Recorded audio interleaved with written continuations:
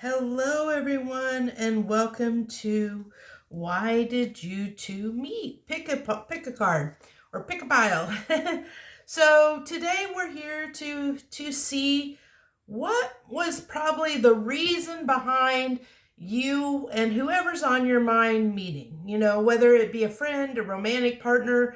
This is to get hopefully to find out why you two met. So these are the piles we have. We have pile one here, which is a grave decision with the cemetery and grave decision. And we have this little heart here. I think that's labradorite, but I believe it's hard to tell. It's kind of it's not as sparkly and shiny as some other labradites that I know. And then we have kindred spirit. And I can't remember. I think this is a scorpion tail or phoenix tail. I can't remember what that is called there. And then we have the black cat, picture perfect, which is pile number 3. And then we have obsidian here, black obsidian for the black cat. And then we have this harvest time card with the corn for pile 4, and I'm not sure what stone that is. I really need to look this up because I have a few of these that I have gathered. There's one right here, a bigger one that I have of that same kind of stone, and I don't remember what it's called. I should have looked it up. But so we have pile 1, pile 2, pile 3, and pile 4. So I'll give you a few seconds for your intuition to kick in and for you to be able to figure out which pile you want to go visit, and I will see you there.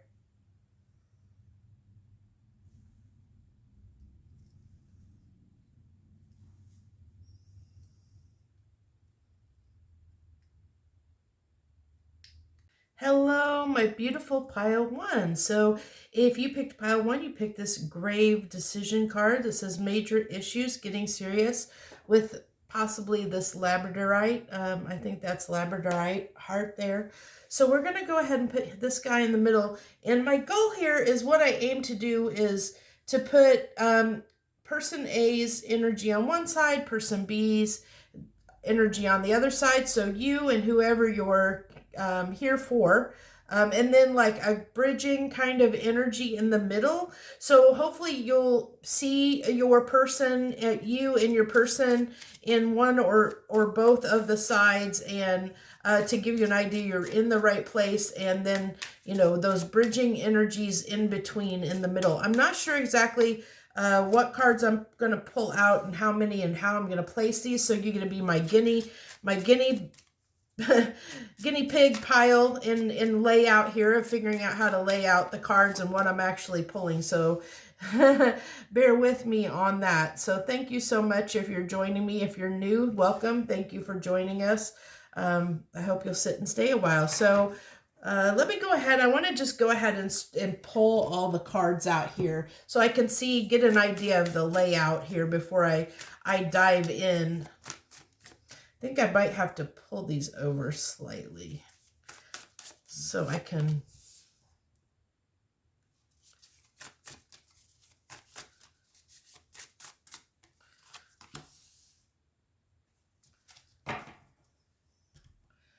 Okay, so let's go ahead and pull one of these.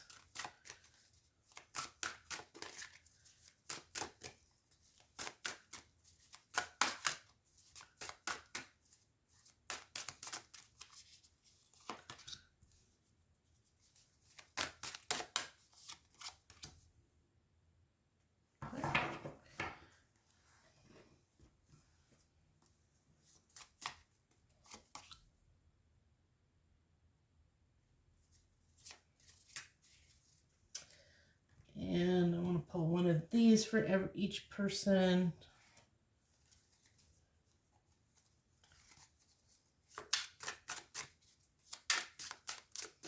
I think I have more room over here. I hope these are all fitting in. Let's see if we can make a little more room here.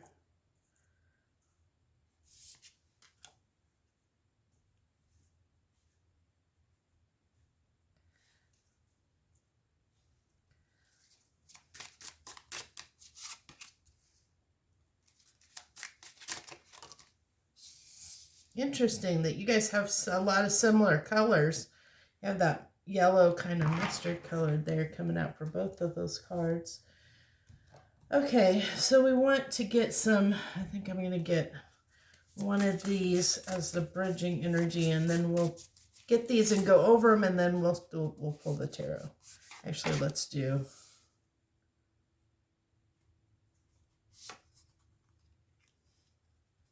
Two wanted to come out, so we'll take two. Hopefully those are all in the picture. Hopefully you got them all there. Hopefully you guys can see everything. I know it's tight.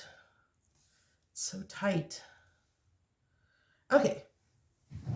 So these cards over here are, so we got 4 and 4, and then these are the bridging energy. So the 4 in the middle are the bridging energy between your people, between the both of you. So let's start over here with person A. So person A here, that we have the Raven Spirit Truth, okay? And then we have patience, number 20, have patience. Oh, this was 32. So if any of those numbers sound significant to you, if you're 32, or I'm getting though that the numbers, I'm being told the numbers aren't necessarily significant, at least for this pile. But I really feel like if you look here, this have patience card and stillness card here, they have a very zen quality. And then we have breathe, which can be a very yoga zen vibe. So I feel like my Raven spirits, like you might, person A might be a very spiritual person, somebody that might be a little more enlightened, that walks a little bit different path, might be very intuitive, sees through people is what I'm getting with this breathe card, really, has patience. I get that this person has fostered, person A has fostered patience in their life, and I think it's been something they've had to teach themselves, is this patience. And it says, you're ready to let go of the suffering. And I feel like this person A, has done a lot of work on themselves. I have a feeling for most of you that this is you, coming to this pile, because I'm really picking that up strongly, that this is someone that is always looking to improve and better themselves. And I kind of want to, let's see. I kind of want to look at the cards in these books, if I can find them quickly, that is. I don't want to take too much time. I saw Raven Spirit there, but yeah, so it says for the Raven Spirit, it looks like the raven's looking right into your soul, which I see that. I feel like, that's what I was feeling, picking up on is the Raven Spirit person really can see into people, like really can see behind the masks, and that's why I think that they've learned to have patience with people, because of the fact that they understand that, people do project things, and they can see the heart of the matter sometimes, and people for who they really are. And I think too that this person has learned to have patience with people, because they've had to, because of the gift that they have of sight, of seeing into people like they are able to. But I also feel like the Raven Spirit also person has this ability to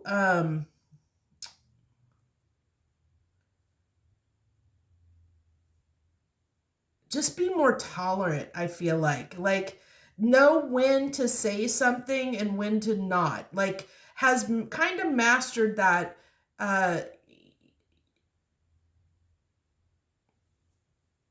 how do I want to put it, like how to navigate like conversations and stuff, knowing how much, when's the right time to say something and when's the right time to hold back, so to speak, is what I really feel like. Okay, so if that sounds like you, then then you're person A here. And then we have person B. So person B, we have eagle spirit, freedom. So I'm definitely getting from this pile that the person, the other person that you might be referring to, I'm getting almost this free soul. We've got very creative, very artistic, very free souled, very, with the, purification here. I feel like this is a person that just goes with the flow, like they, like maybe don't really plan things out. They're not a big planner. They're a big dreamer here, that I'm really getting that. And then let's see, with the Fennel card, I really feel like this person tends to sit more into the trigger statement of this Fennel card, where it's where they don't take responsibility, because the true statement is I take full responsibility, and I feel like this person doesn't always take responsibility. They always just want to keep things lighthearted, want to have fun, create, laugh, have fun, just kind of just like that kind of, they're that kind of personality, very bubbly. Probably a lot of people like them. A lot of people like being around them, which could probably probably sometimes get under the skin of this person, because of that difference in dynamics of this person. I feel like is very particular about, person A is very particular about the type of people and energy they have around them. And this person is very maybe social, where I feel like this is someone that's more reflective and inward. And this one person is very, extroverted and loves to be around people and loves to celebrate and loves to have a good time. And this person over here does a lot of meditation and quiet stuff. Maybe, maybe somebody that reads a lot and, very introspective, So there's this really different vibe here. And then if we go to the internal, so if those either one of those kind of, personality traits kind of vibe a little bit with you, with what your situation or the person you're here for, then go ahead and stay, and we'll go ahead and go into why you two both met. What's the reasoning behind you both meeting? So we have grave decision here, major issue, getting serious.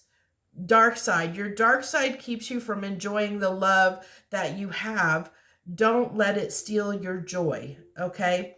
And then we have here, it's interesting that these came out this way, with the way I'm picking the reason up why you two met. So we have Drifter here, experiencing life as it comes. And then we have Me Talks, repairing the body, mind, and spirit. So it's interesting because this card seems to fit more with this person, and this card fits more with this person's personality. Well, look at this. They are on the opposite sides. So this really, I'm really getting this getting serious major issue is I really feel like you two came together into each other's lives to really, because of the differences between your personalities, to really show each other, and teach each other how to, like this person, is being taught how to be more introspective, how to reflect on things more by being introduced and being around the Raven Spirit person. Whereas the Raven Spirit person, I think, was a more kind of maybe a little more serious natured. And so they weren't, maybe, the Raven Spirit, it wasn't always the best about like letting loose and having a good time, and just, they might have been very practical minded, very serious all the time, and really, maybe kept to themselves a lot. And so this Eagle Spirit came in to show them that, to show them basically how to enjoy life again, like that there's more to life than introspection. And then this, but then the raven spirit is teaching the eagle spirit, there's more to life than just having fun, so it really is like you're teaching each other this lesson, of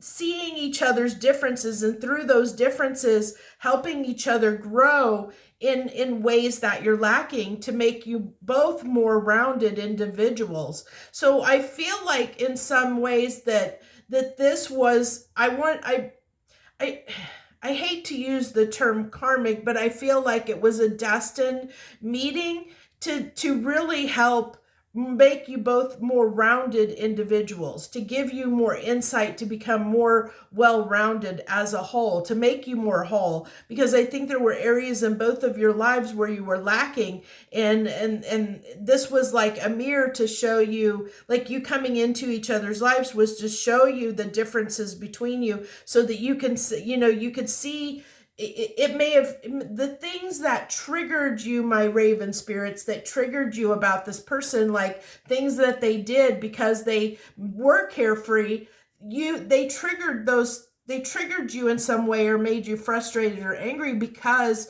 those are qualities you didn't have in yourself. And whenever we're triggered, it's usually because we don't want to look at those things, that we don't want to see where we maybe are lacking, or where we maybe need to do work in our life, where we maybe need to grow. And that's what it is. This is all about growth. And you both had areas in your life that you needed to grow in.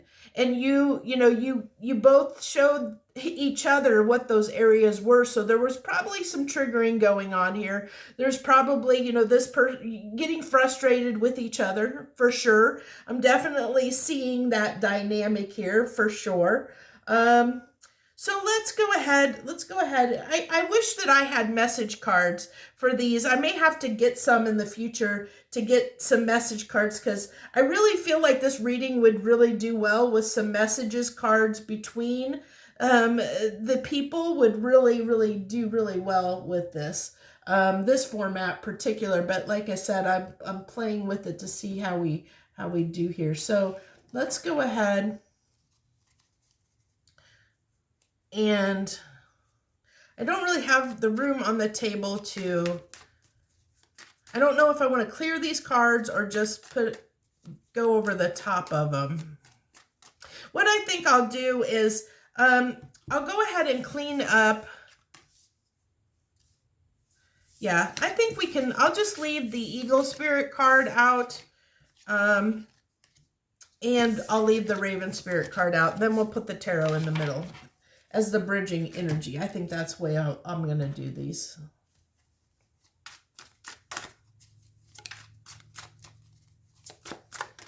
Okay, Spirit, why did the Raven Spirit and the Eagle Spirit meet? Why did these two meet?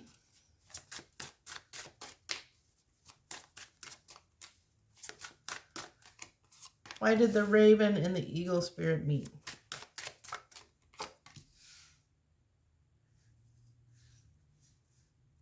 Yeah, you guys were, look at these. These are all swords. All swords. So it's all mental. We have the Palace of Swords. This is all, intelligence, intellect, mind. Air is communication.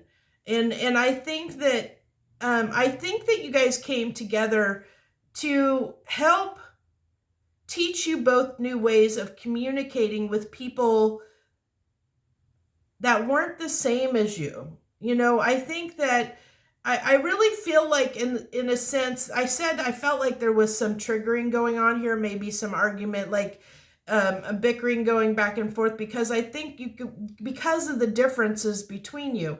And whenever there are those vibrational or frequency differences between you and another person, sometimes it can be hard to get on the same page. And I feel like that's what kind of happened here, is it was teaching you both how to deal with those energies that you're not familiar with, to interact with them and learn how to bring them into your life, and learn how to work with them, because you weren't familiar with them. So it was a growing process. It was something that wasn't easy to do, okay?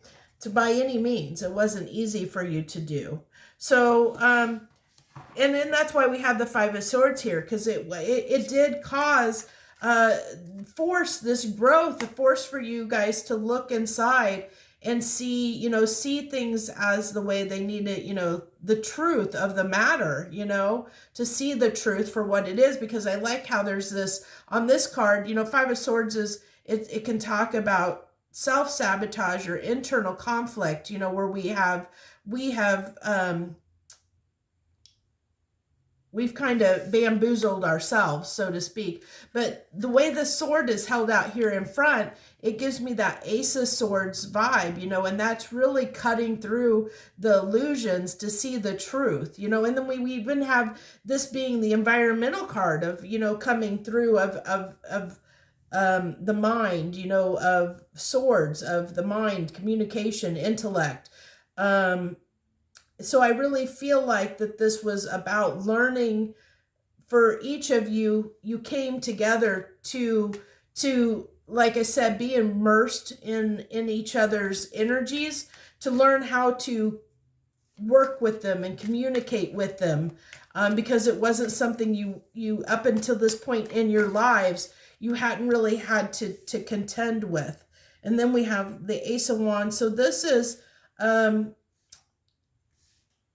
feel like I want to do, okay, I know how I'm going to do that, what this card represents. Okay. So I feel like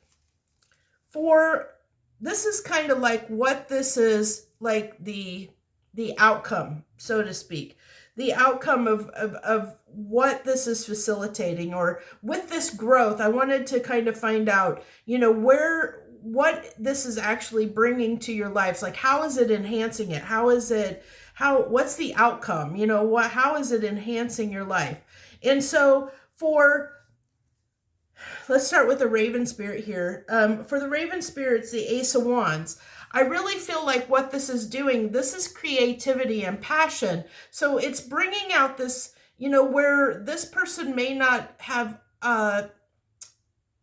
they may have been more intellectual and maybe not as creative, where, we saw that the Eagle Spirit was a very creative person. I feel like, a lot of if whoever was this Eagle Spirit, maybe did creative things, like, maybe was a musician or an artist, or, something to do with, like, had this very creative, or just very good at fantasizing, very creative minded individual, where this is, I feel like this is like right brain versus left brain almost, in a sense, but not, and it's funny that we have these swords cards coming out, left brain, right brain. I feel like, and it's like you're bridging the gap between the two, and learning to incorporate the other aspects of the mind, in a sense. And so I feel like, this has brought more, has expanded the Raven Spirit's capacity for being creative, of understanding that everything doesn't have to be logical, or everything doesn't have to be, like serious. You can have some fun and creativity in your life, and have a little fun. Whereas my Eagle Spirits, what you've learned out of this, or out of this situation, is how to, I feel like, be a little more accountable, because we saw that, let me see if I can find that card. We had the Fennel card there for them, that was about, I said that I felt like this Eagle Spirit was more in their trigger statement of, it's not my fault, of not wanting to take responsibility for their actions. And so I feel like this dynamic, because of how serious this Raven Spirit person is, that they were able to see through all the shenanigans that this person put on, like they could see where this person was being maybe shallow, maybe just padding up their stories, to be liked, like they could see through the falsehoods of some of the illusions that this person maybe created, because I feel like this person, eagle spirit, could be a really good storyteller, and not in a bad way. I think that maybe they just made themselves look good to others. They always want they excuse me, and then I get my throat. That's, that communication. I told you, I think part of this was learning to communicate with different styles of people.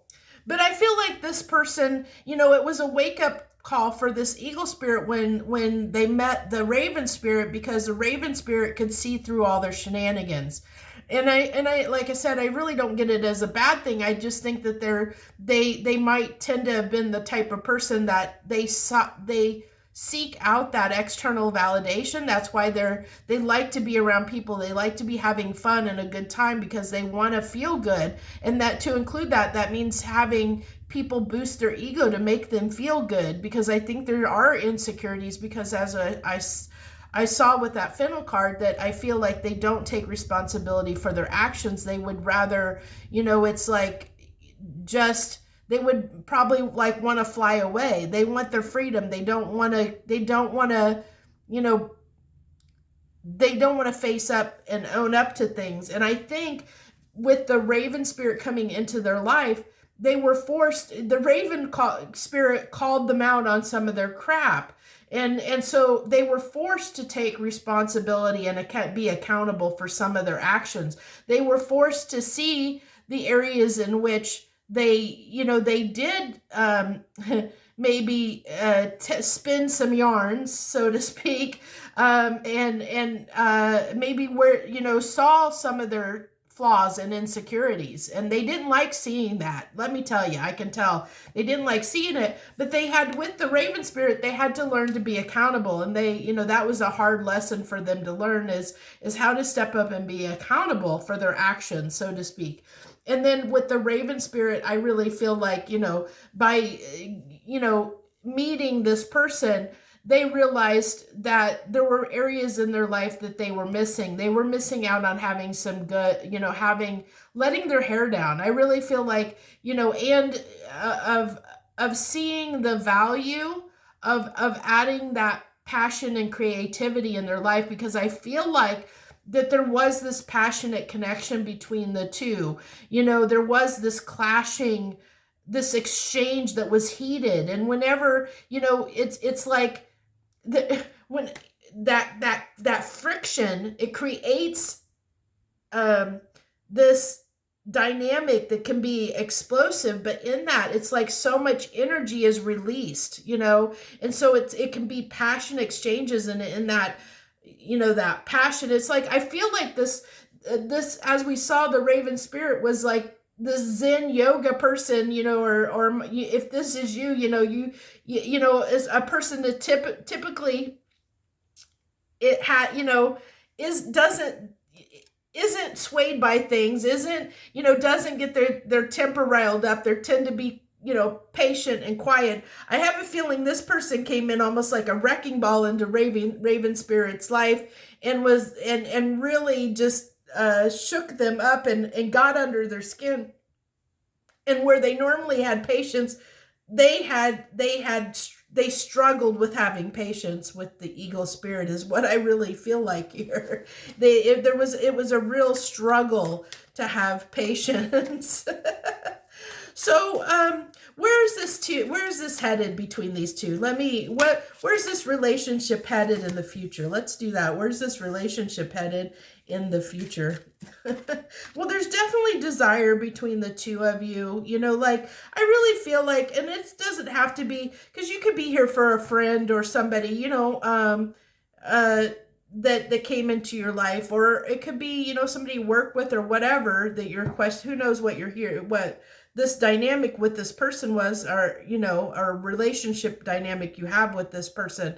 So with the Queen of Wands coming out here, I really feel like, it's just that you're drawn to each other. It's like a moth to the flame, so to speak, that you're drawn to each other. And I think it's because of those differences that you were seeking that out, and you didn't know, each of you didn't know that there was something missing until you saw it, sort of thing. So it's like you were drawn together because of the fact that the raven spirit had something that the eagle spirit sought without realizing, and vice versa. So, but then we have with the Nine of Wands, I think that this has been, like I said, a difficult journey between you two. And I think it's made it where you both are kind of tired of it. There's been a lot of conflict. I said I felt like there's a lot of argument, arguing, a lot of triggering going on here. And that's really coming out, the posturing and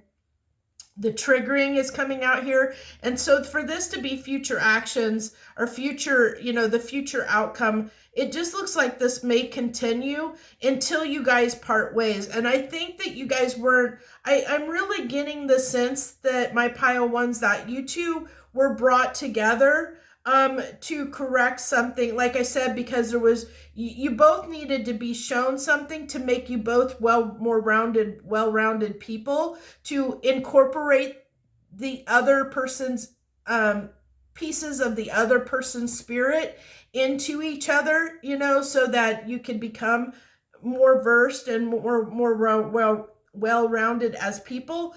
But you are different people, and I feel like you guys will eventually part ways. I don't think that you guys were meant to come into each other's life, and I hate if you don't want to hear that, but what's really coming through strongly is that you guys were meant to create friction between you two, and that I feel like that friction will continue as long as you continue in each other's lives.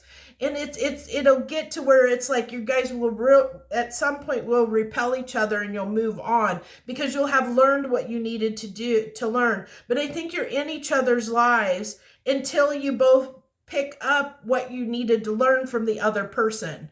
And you're going to continue to be in each other's lives and trigger each other until, like I said, until you both incorporate these things that you're meant to incorporate. These the eagle spirit learns how to become a little more accountable, and the raven spirit learns how to be a little more open-minded and creative, maybe little less judgmental, but a little bit more free-spirited, so to speak, is what I'm getting, is a little more free-spirited, to allow themselves to let loose and have fun and be a little more free-spirited is what I get. So once you both incorporate those values within yourself, and really learn them and incorporate them, you guys will probably keep kind of clashing, to keep coming back and to keep,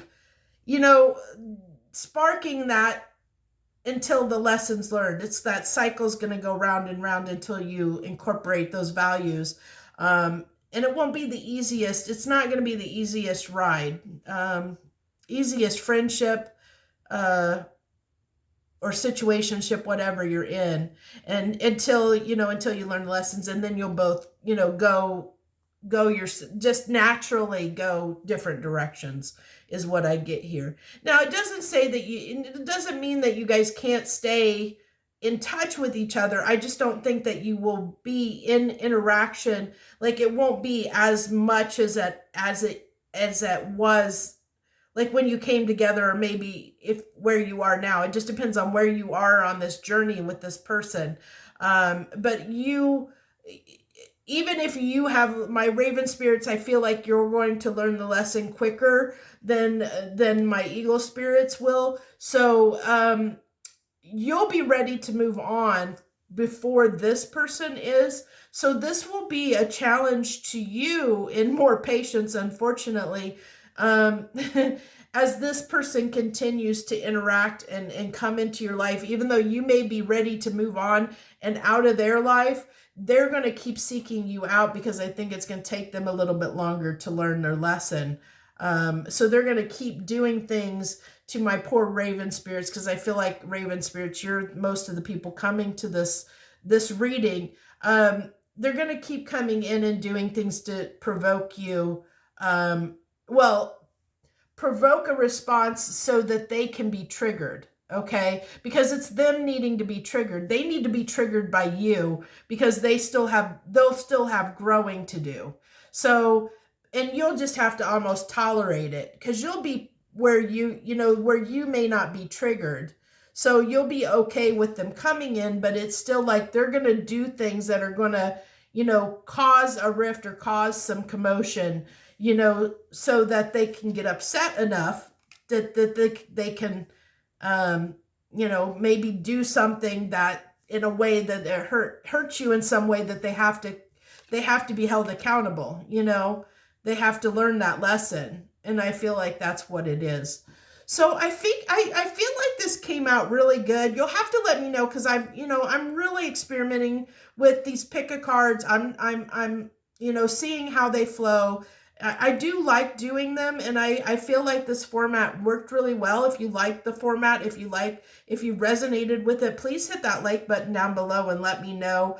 And leave any comments that you wish to share. If there's any insights that you saw, between you and the other person, or that you want to call out and leave in the comments down below for other people, that things that maybe, you see about you saw from each person, feel free to do that as well. I hope you have subscribed to my channel, and I thank you so much for joining me. And if you're going to visit me in one of the other piles, I'll see you there. If not, I wish you the very best.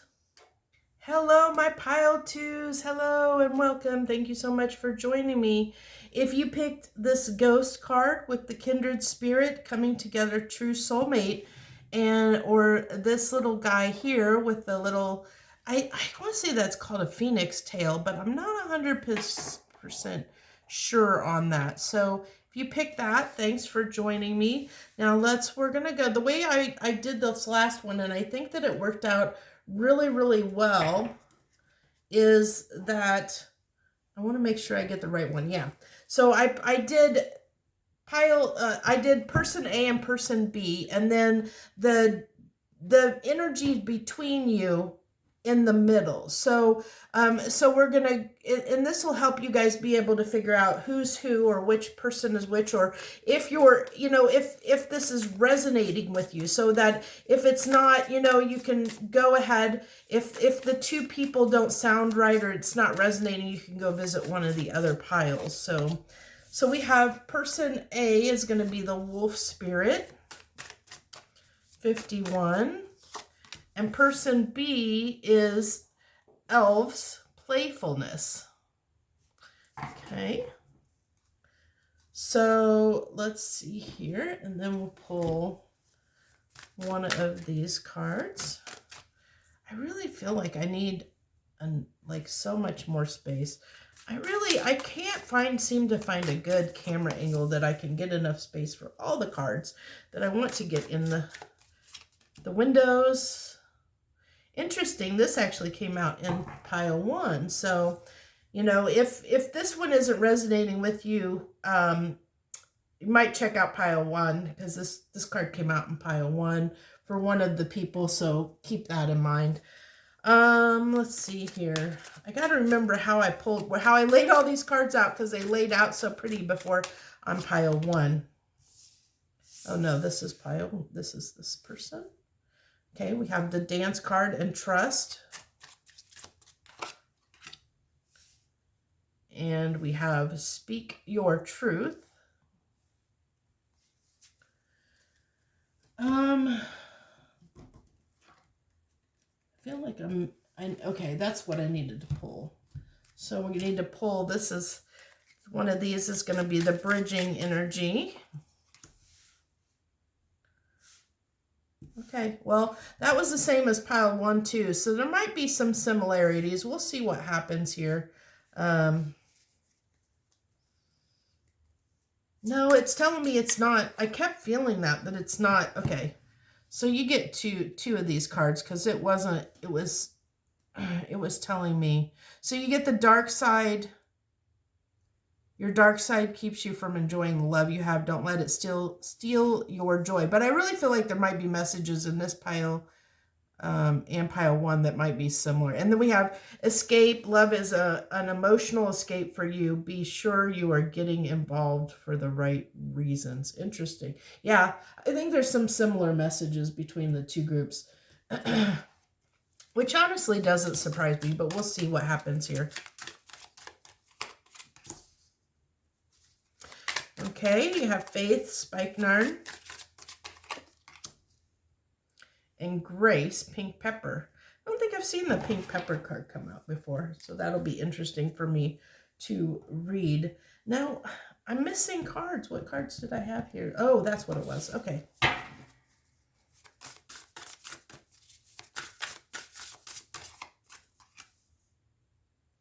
So, Horseman, Herald of Change.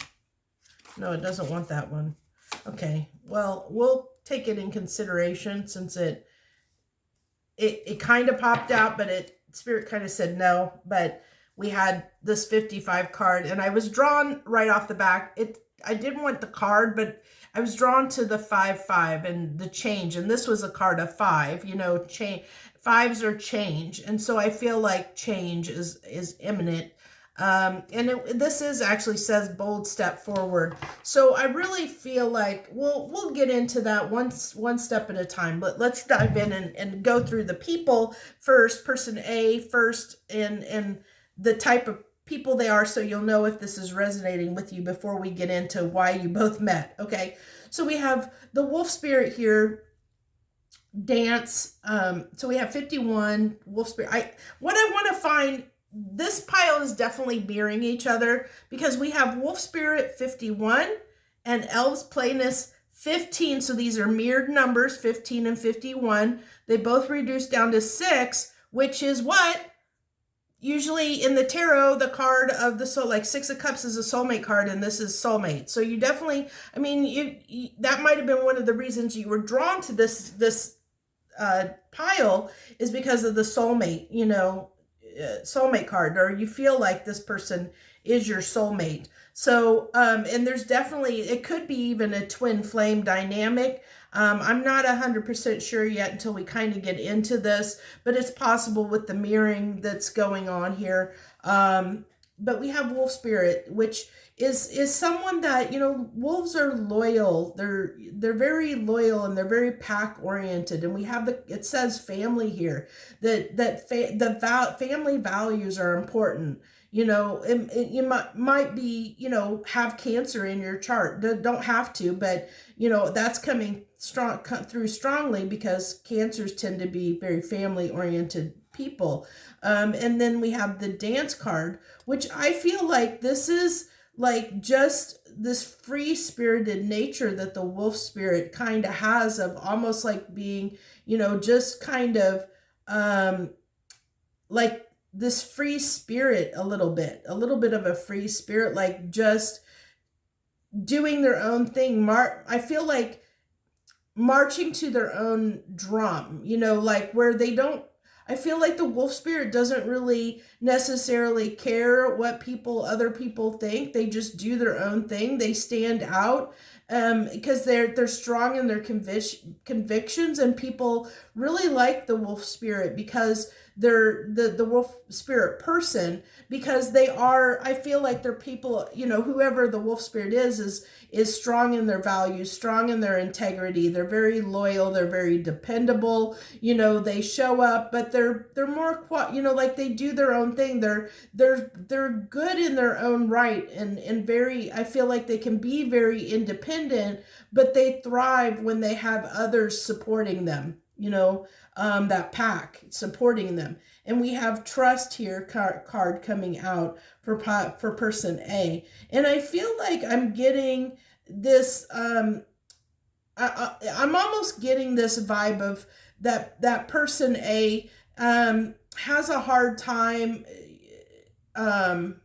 might be a little bit critical of themselves, and has a hard time trusting in other people, trusting in themselves, trusting in the universe to, I feel like they can be a bit controlative at times, like have a controlling nature or feel like the need to control things. But it's seated in this trust issue, like that there's this need to be in control because they don't necessarily always trust their judgment, or they're critical of themselves or something like to that nature. And we have faith, and that's what I feel like, with this faith card coming out, and it has I'm at peace. I feel like this person, the wolf spirit, is maybe not always at peace because of that, like I said, that being hard on themselves. So I think that the wolf spirit tends to be hard on themselves quite often, and it's partially a lack of faith in the universe, faith that things will be okay, and that's that trust at that higher level, trusting in themselves that they can pull through and they can manage and tackle anything that comes their way, but also faith and trust in spirit, in the universe at large, to have their back, so to speak. So then we'll go ahead. If this, that's person A, that's a lot of what's coming through for person A. I do want to read this. We have know that everything will work out as it needs to, and hold a space of gratitude. Yeah, I'm really feeling like that person A maybe sometimes has a hard time seeing and appreciating what they have in their life, because I feel like my wolf spirits, you're just hard workers. Whoever resonates with the wolf spirit, that you're hard workers, that you just kind of plow ahead through life. You just just plow through whatever challenges you face. And it's like sometimes you don't always stop to smell the roses and take take a moment to really appreciate all you've accomplished. I'm getting that with the dance card. Like there's like all these things that you've accomplished, and you should be celebrating that you've done in your life, or that you've achieved. And it's like you don't always give yourself that time to appreciate how far you have come, if you're resonating with the wolf spirit.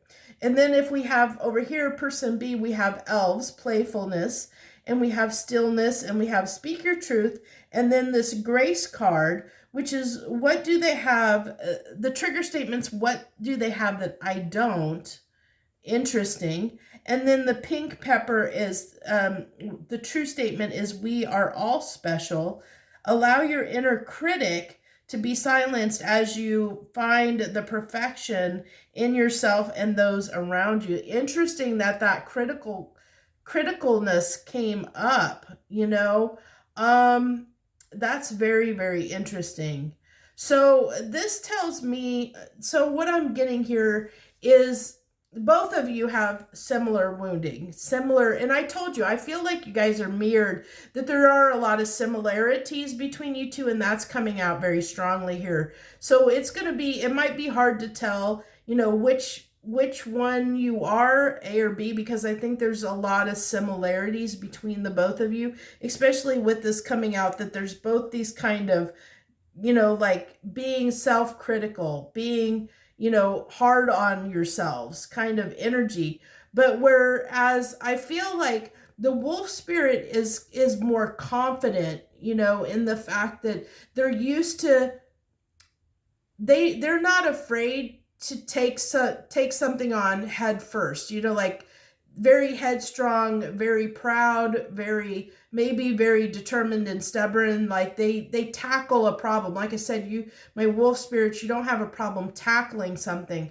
Where I feel like the elves are like, they might be a little more, the elf personality, you might be a little more passive aggressive, has a hard time with the speak your truth, of being able to express how they're, they're so critical on themselves that they're afraid to be themselves. I feel like, the elves, they just try and blend in, so if you're, this is what I'm getting with the elf person. If in this dynamic, is they really tend to be people that might be like kind of chameleons. They just try and fit in wherever they go. They just want to kind of keep the peace, the stillness. They want to just fit in and belong and feel accepted. Because there is these, I feel like person B, this elf spirit, has a lot of maybe self-worth issues, does not have the confidence that the wolf spirit does by any means. And so, this is a little more challenging for the elf person in this dynamic, because of the fact that, but I really feel like you guys are mirroring each other and helping each other both feel better about each other, about yourselves. Like you're both, I feel like you guys came together to help push each other forward, be each other's person, so to speak, to help each other, push each other further to grow, to be better people, but to overcome these um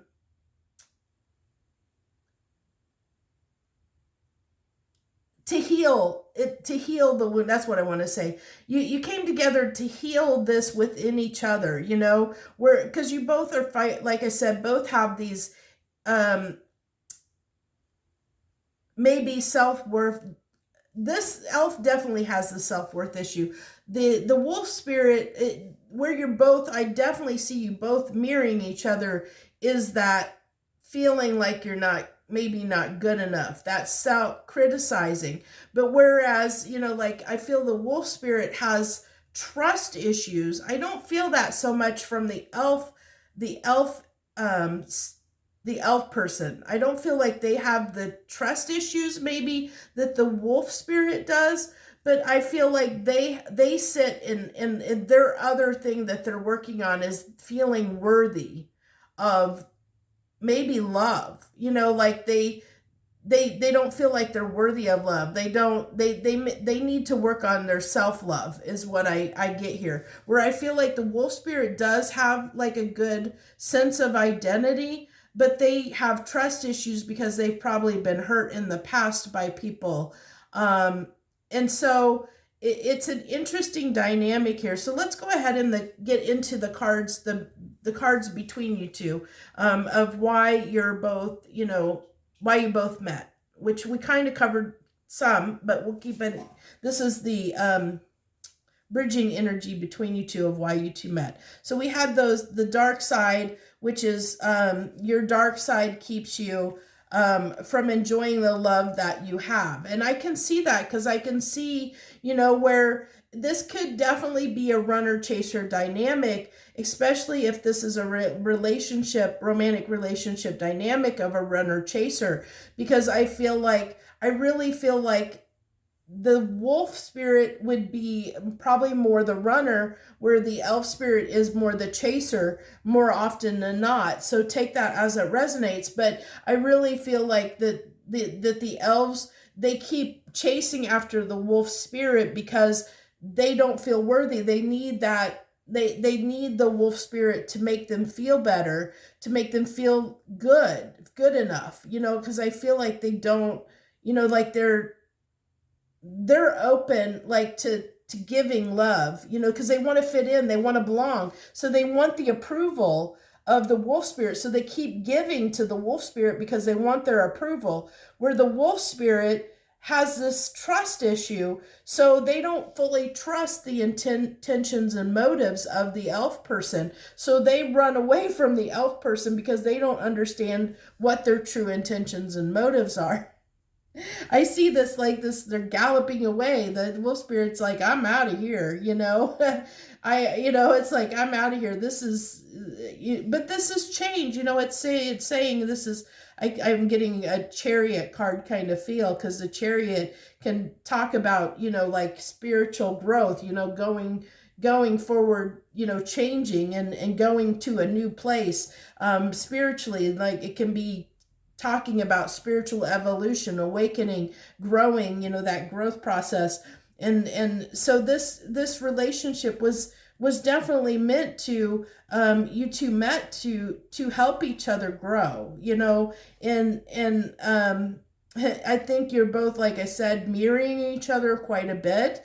And we have Spirit of the River, movement towards adventure. And we did see, I said we had the was this, yeah, the at the bottom of the deck that wanted to kind of come out, this 55 card, which is talks about change. And we have change on this card, but this is a 550 goes down to 5 here, which is also change. And we have this card, the change, going toward that change card. And this, we have bold step forward. And this is, so there's that, I feel like this movement, like you guys are almost being swept along, like this was, like definitely destined to meet, because guys are soulmates. And I think for some of you, you might be twin flames. Take that as it resonates, because there is this runner chaser dynamic I'm definitely picking up here. And so it really is like trying to help. This wolf spirit has got to learn to trust people again. Maybe I feel like the wolf spirit tends to be a little more guarded and closed off, and it's so they're trying to trust again. They're trying to learn to trust again, and trying to learn to trust the elf person. And the elf person is needs to have more self-love. If they're not, they're because of the wolf spirit's absence and running away from them, it's really hurting their self-worth. So it's building this need to feed into themselves and to love themselves, to learn to love themselves. It really is. I think the twin flame journey, because I'm on it myself, and I understand. I feel your pain if you're on the twin flame journey. It's not an easy one. It's definitely a very hard road and a lot of hard lessons to learn. But it's so worth it in the end. It's so worth it. When you get to the backside and see the backside of it, you're going to be like, you're going to be so appreciative. You may not be there now, but you'll be so appreciative of your person when you get to the end of the journey. Because you're going to see how much it changed you, and this is what I'm saying. There's all this change, this growth. And I really feel like this is, my pile twos are really the soulmate twin flames, like deep soulmates, twin flames, so that's what you guys came together for. But we'll go ahead. I'm going to clean up most of these cards. We'll leave the two spirits, the two people and their representations here on the table, but we'll go ahead and get into the tarot here before we wrap this up. So what I did was I pulled more bridging energy with the tarot to see, like, kind of bridge the gap between you, like as far as you guys coming together. Like it kind of played out to in kind of the dynamic between you two is what it kind of like but we'll see. That's interesting. Pile one had this, but it was on the other side. But that's interesting that it came out again. Truce, yeah, being shown a lot of things, being a lot of awakening moments, being shown a lot of things. But, Five of Swords talks about that, where you can self-sabotage. And then we have the Nine of Wands and the Two of Pentacles. Okay, so I really feel like here that there, some of the battle was and is, there's definitely some, like one or both of you has yet to make a decision about the other person yet. Like there's not this true acceptance of each other in each other's lives yet. You're still working out like how to coexist is what I get here with the Two of Pentacles. Like you're trying to figure out how to become symbiotic and coexist in each other's lives. You're still trying to do that. And they're still self-sabotaging between the both of you. This has been going on, Nine of Wands. This is, round and round going, this is the wounded warrior card. It's somebody that has been through many, many, many battles, and so there's been, I feel like these are all the notches in your guys' belt of how many times you guys have been kind of going around and round until trying to find this symbiotic, cohesive relationship between you both, until trying to find how you can both coexist together without triggering each other. And then what I did is I pulled one card for each person on what they're supposed to gain. What is the wolf spirit supposed to gain out of this? Well, on the back side of this, what is it that they're supposed to gain out of the back side of this dynamic, this relationship? The Six of Pentacles.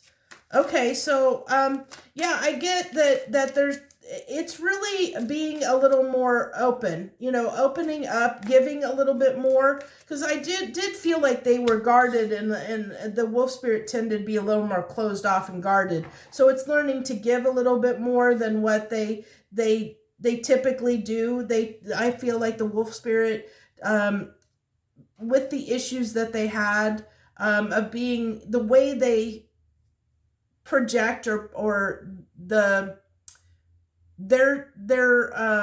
challenges that I spoke of regarding criticizing themselves or being hard on themselves.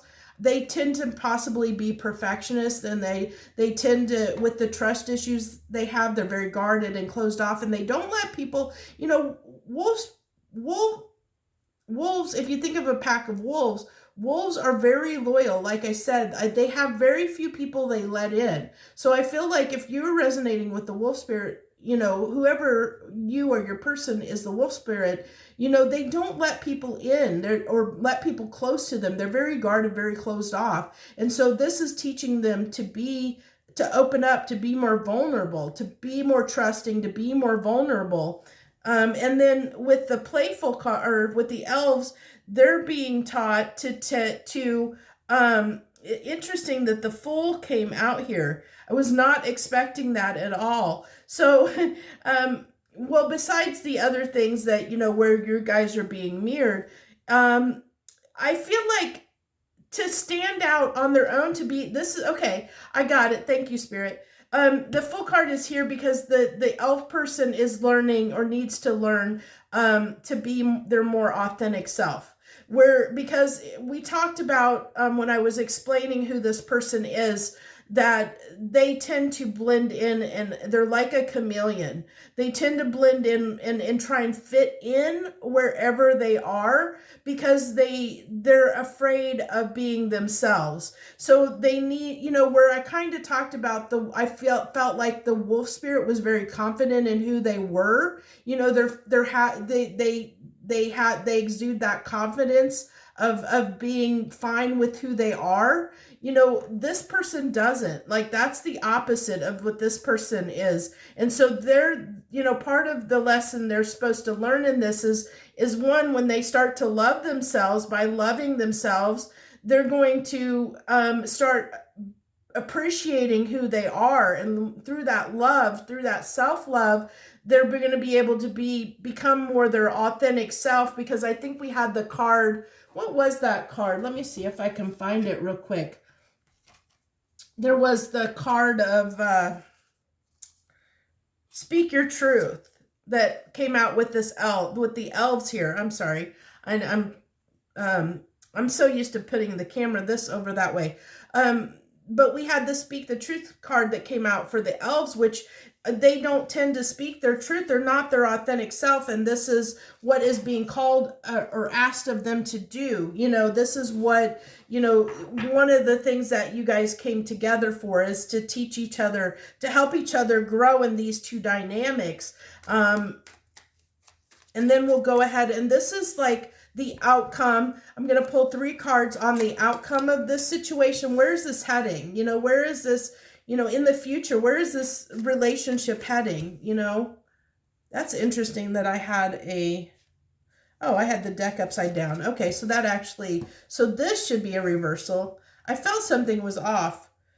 it was surprising that I got a reversal, but I did have the deck upside down. So that one did come out as a reverse.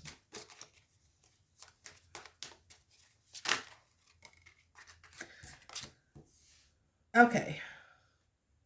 So, I mean, there's still going to be some growing pains. You know, we got the Five of Wands coming out here. So, you know, and then that's going to happen, you know, until you guys find how to be cohesive together. You know, it's all that's coming out to say, you know, you guys are still going to have, you know, your moments where you're going to mirror each other, trigger each other, until you find this cohesiveness between you, before you find how, you know, how you guys, it really is going to come down to, once, as you continue to learn the lessons and incorporate them, you guys are going to find this flow. It's going to become easier.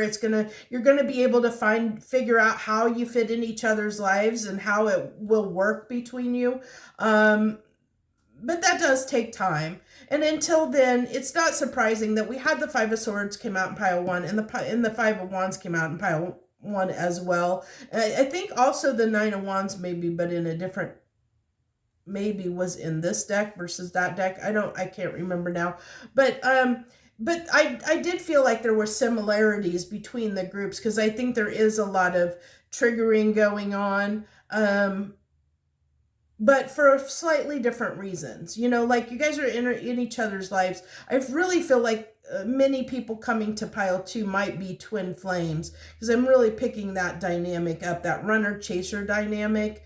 I didn't get that so much out of pile 1. But then we have, you know, here the Hangman. I feel like, you know, you guys are gaining a lot of perspective. You guys are really growing. You're really learning a lot from each other. You know, I really am seeing that and feeling that you guys are both determined.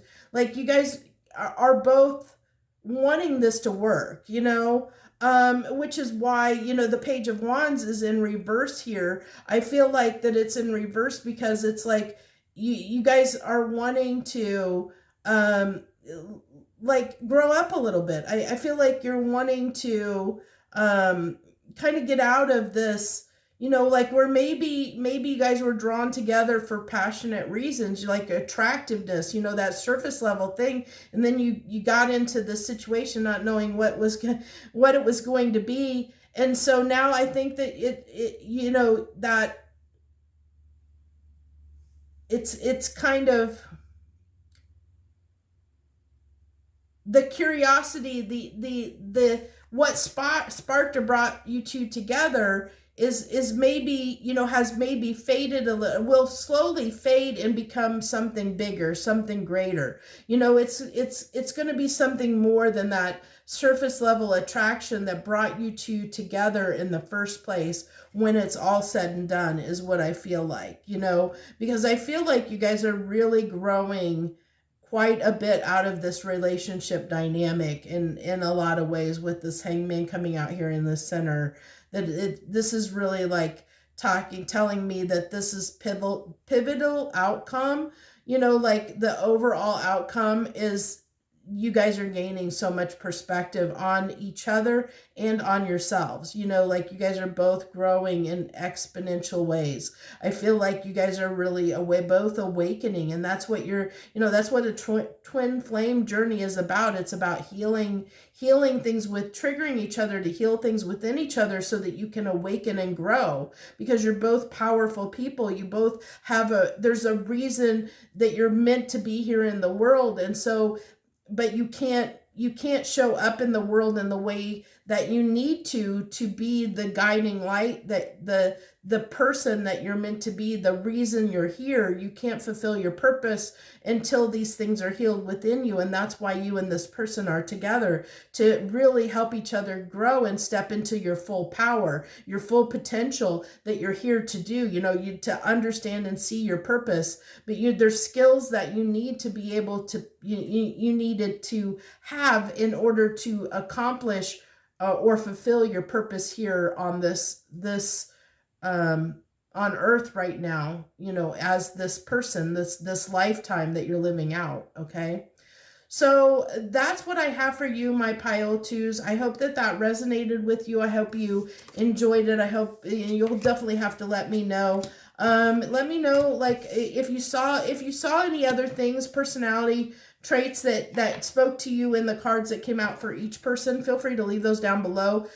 For other people that might come to pile 2, that helps them resonate, see if the individual person A and person B resonates with them, to know if this pile's for them. Whatever you want to share is fine. I thank you so much for everyone that watches, likes, subscribes, comments, all that good jazz, because it really pays it forward when you interact with the videos in any way. And the more you interact with them through likes, comments, and stuff, it's paying it forward, because more people get to see these messages. They get to see, they get to get the benefit of these messages, because they're put in front of, YouTube will put them in front of more people, so they have the opportunity to see them where they wouldn't before. So thank you so much. I wish you all the best, and thank you for joining me. Hello, my pile 3s. Hello and welcome.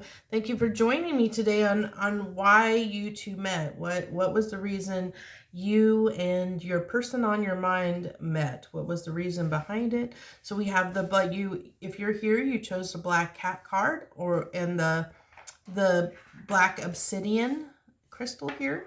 And so we have picture perfect, high ideas, dream come true. So I really feel like, what brought you two together? Well, we'll get into it. First, I'm putting the cart before the horse.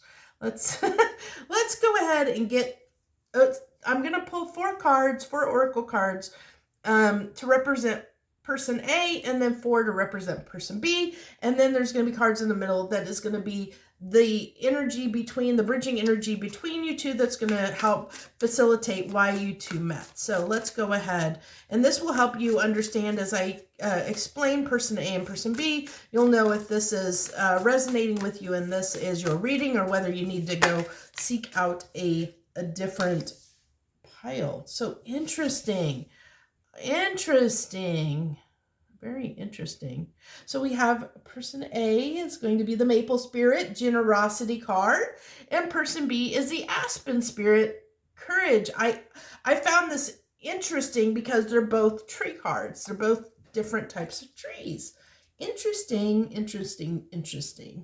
So we'll see what else comes out, but that was very fascinating to me, because I have a feeling that actually has some significance.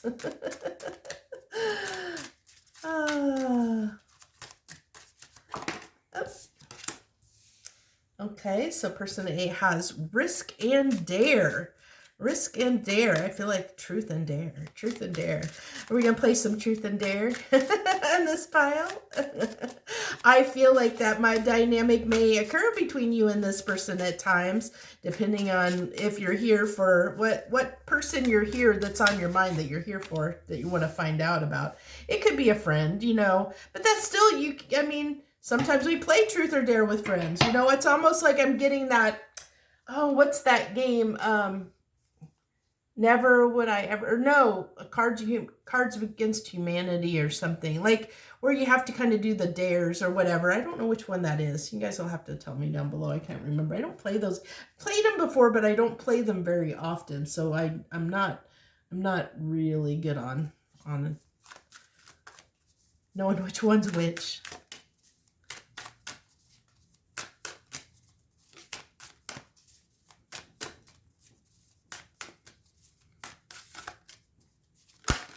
Okay, so we have flow for the Maple Spirit. Oop. Okay, that's too many. If it's meant to come back out, it'll come back. Oh, nope. Okay, thank you. Fulfillment. I really am liking the energy off of. Sorry, I'm liking their energy. I'm like basking in it a little bit. Forgive me. Let's see, what else did we pull here? I need to get these, and then we'll pull the other ones. Okay. So I hope you're good wherever you are in the world, wherever you may be joining us from. I hope that all is well in your life and in your world. restore. This is so interesting. So interesting. So we have black spruce restore for my maple spirit, and we have clarity for lemon card clarity for my aspen spirit person. Very interesting. I don't know if you're noticing this or not, but look at the colors on this. Look at all these colors. They're these reddish purple hues, like burgundies, reds, purple hues. And what do we got over here? We've got these orangey, blue, yellow, kind of green, orangey, it's very, there's differences here, but it's interesting that the colors are the same, that they kind of came out with the same kind, the colors for each person are similar to, all their cards are similar in color, which is pretty cool, I think. Pretty cool. Okay. I don't know why your pile is making me like really just like, are one of you like maybe partakers in 420? I am feeling really, really like kind of a little bit loopy right now, like very just, whoa, like typically, I am not that person. If you ever met me in real life, I am not that just chill, like, wow, man. I'm not that person, but I'm getting that. I keep like getting, oh, this is like, oh, like getting, like I'm just like, wow. Oh my gosh.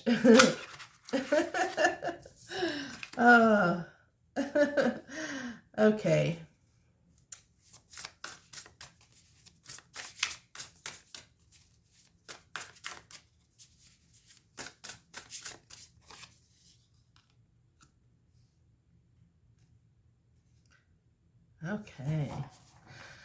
Okay, so this is going to be I had a feeling that this was going to be an interesting one. When I pulled that card out as the card to pick the pile, I had a feeling it was going to be interesting. So let's start here with the maple spirit, the generosity maple spirit. We have risk or dare, we have flow, and then we have restore black spruce with the trigger statement, I am broken. True statement, I am illuminated. As you release your attachments to the high and low, you find peace and balance. Honor the cycles of your body and your energy. So this is definitely talking about getting in the flow. And we have risk or dare, which can be this very impulsive, can be very, I feel like the maple spirit is somebody that may have serotonin problems. I feel like one of you partakes, okay? And it doesn't have to be, but I feel like one of you imbibes in something, because I feel like I almost feel like I'm getting this vibe that the maple spirit might be a bit bipolar, or might be, like has these highs and lows, so they're really trying to find their balance, that's not to say that, we have the card of I kind of want to read the, I kind of want to read the maple spirit card here. I'm curious if I can find it here quickly. Oh, I saw it. Maple spirit generosity. What you give out comes back to you tenfold. There are times in your life to receive, and there are times to provide love. This card suggests that this is a time to give with your whole heart. Give without thinking of what you will gain in return. Okay, so this actually is making sense to me based on what I'm seeing on the other cards. Maples are thought to be very old trees, known to withstand environmental changes and can survive and thrive in various climates. Okay. So, yeah. I mean, this is definitely someone, if you're resonating with the maple spirit, it's somebody, you're good-natured, you're generous with your time, your energy, but that comes at a cost. And I feel like you're still learning, my maple spirits, the balance, like how to balance your energy. Like when you might give too much of yourself, and so that causes some uh, imbalances within you, which might be causing the highs and lows in your life, or might be causing like those, like where you might be high 1 minute, low the next. Like you might have energy 1 minute and not the next, or where you might be irritable one next minute and okay the next, or emotional one day and not the. It's like it's because there's not a balance. It's definitely an imbalance here that's going on. Okay, and so I feel like this I'm broken, I really do feel like there is a part of you that it's just with the because it has restore here. I feel like it really is that, just learning how to balance your energy, like how much to give and how much to give to yourself, like how much to give to others and how much to give to yourself. It really is that. So I feel like, if you're a person that tends to give too much and you feel like that, you feel like sometimes you get depleted, sometimes like might have a hard time giving to yourself and getting into that flow. But I do feel like this person, that really is what's coming through the strongest, is that you might be a big giver and need to find, have a problem with balance in your life. That you might be a person that gets, like I said, one day you're fine, the next day you're not. You might have a little, you may come off to other people as bipolar or having this imbalance, because you might be all over the place. Like you try to be very generous, but sometimes it's at the detriment of your own well-being. So keep that in mind if you resonate with the maple spirit. I also feel like you're very unique. If you resonate with the maple spirit, you're very unique. And as the card said, very resilient, that you can weather things. I feel like you're very, very strong. If you resonate, if you resonate with the maple spirit or your person, they're very resilient, they're very strong, they can weather through a lot. They've learned to take a lot and deal with a lot in their lives. So they've become very strong people. But part of that is because some of it they've brought on themselves because of the fact that they haven't learned how to give to themselves. So that's another thing, another issue. But then let's go over here to the Aspen Spirit. And we have Aspen Spirit Courage, and then we have the Retreat card, and we have Fulfillment, and the Lemon card, Clarity. And with the trigger statement, I'm so confused, and the true statement of I am present. And it says, allow your mind to clear and let the noise of your thoughts fall away. Listen to your intuition. Yeah, so the Aspen Spirit, since we read the Maple Spirit, we'll go ahead and read the Aspen Spirit here too. That should be right here toward the beginning here. Where are you, little Aspen Spirit? There we are. If Aspen Spirit card is shown up in your life today, it means courage, protection, community, ability to face and overcome obstacles. So both have strength, of course, just in a little bit different ways. I think your Maple Spirit's more resilient, and then the Aspen Spirit is more like they can overcome. I think that they're better at moving forward, like where the Maple Spirit will just take on, like if stuff's piled on with them, they'll just sit there and deal with it. Like I think more emotionally, like this person, it goes more inward and deals with problems more internally, processing them, where the Aspen Spirit, I feel like, is more a doer. I feel like this person kind of stands still a little bit more, where this person is more action oriented, and this is Maple Spirit's maybe a little more mental, emotional, maybe is what I'm feeling. So yeah, it's calling to step forward with grace and clarity. Um, Network of roots is a sign that you should be open to support from others.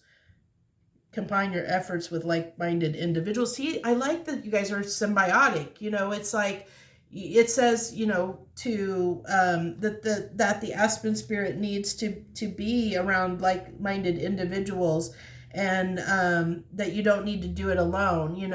And I felt like, they're used to overcoming things. I think you both are used to doing things on your own, both very strong in your own right, but slightly different. And I think that's what has drawn you two together, the reason you two, well, okay, we'll get into that. We'll get into the middle, well, I keep wanting to put the cart before the horse with you guys, and I don't know why. But I really feel like the Aspen spirit has cultivated a lot of prosperity in their life. I'm really feeling that, because we have this castle here and the peach, it's just giving me this sign of and the butterflies, like this prosperity. And there's even this castle up in the sky, that this Aspen spirit, whoever this person is in this dynamic, that they have obtained a lot in their life. They have been able to cultivate a lot of I think, material stuff in their life, like growth as on the material plane. I feel like this almost like Queen of Pentacles kind of vibe, where they just have, they have a lot of stuff. And I think it's because they are action oriented. They go after what they want. And so because of that, they overcome those obstacles, whatever obstacles are placed before them. And because of that, they've been able to grow a lot and cultivate a lot in their life. Okay. And then we have the maple spirit over here, which is, I feel like, more probably we're almost, it's interesting that I'm getting this almost like an air feeling off of these cards, I think, because of the colors, and I'm getting more an earth feeling off of this, but it doesn't have to be. But that's because I'm getting a more grounded feeling, where I'm getting a more flighty feeling here, and a more grounded feeling here, in a sense. And I feel like, because this person might be more intellectual, in the sense that I almost feel like fire and air, because I'm getting that action oriented, where there's a drive, there's that courageous drive to do things, to overcome things, to tackle obstacles. They go after what they want, and they they're very action oriented. Where the maple spirit tends to me to be a little more introverted and reflective, a little more they're less likely to go after something.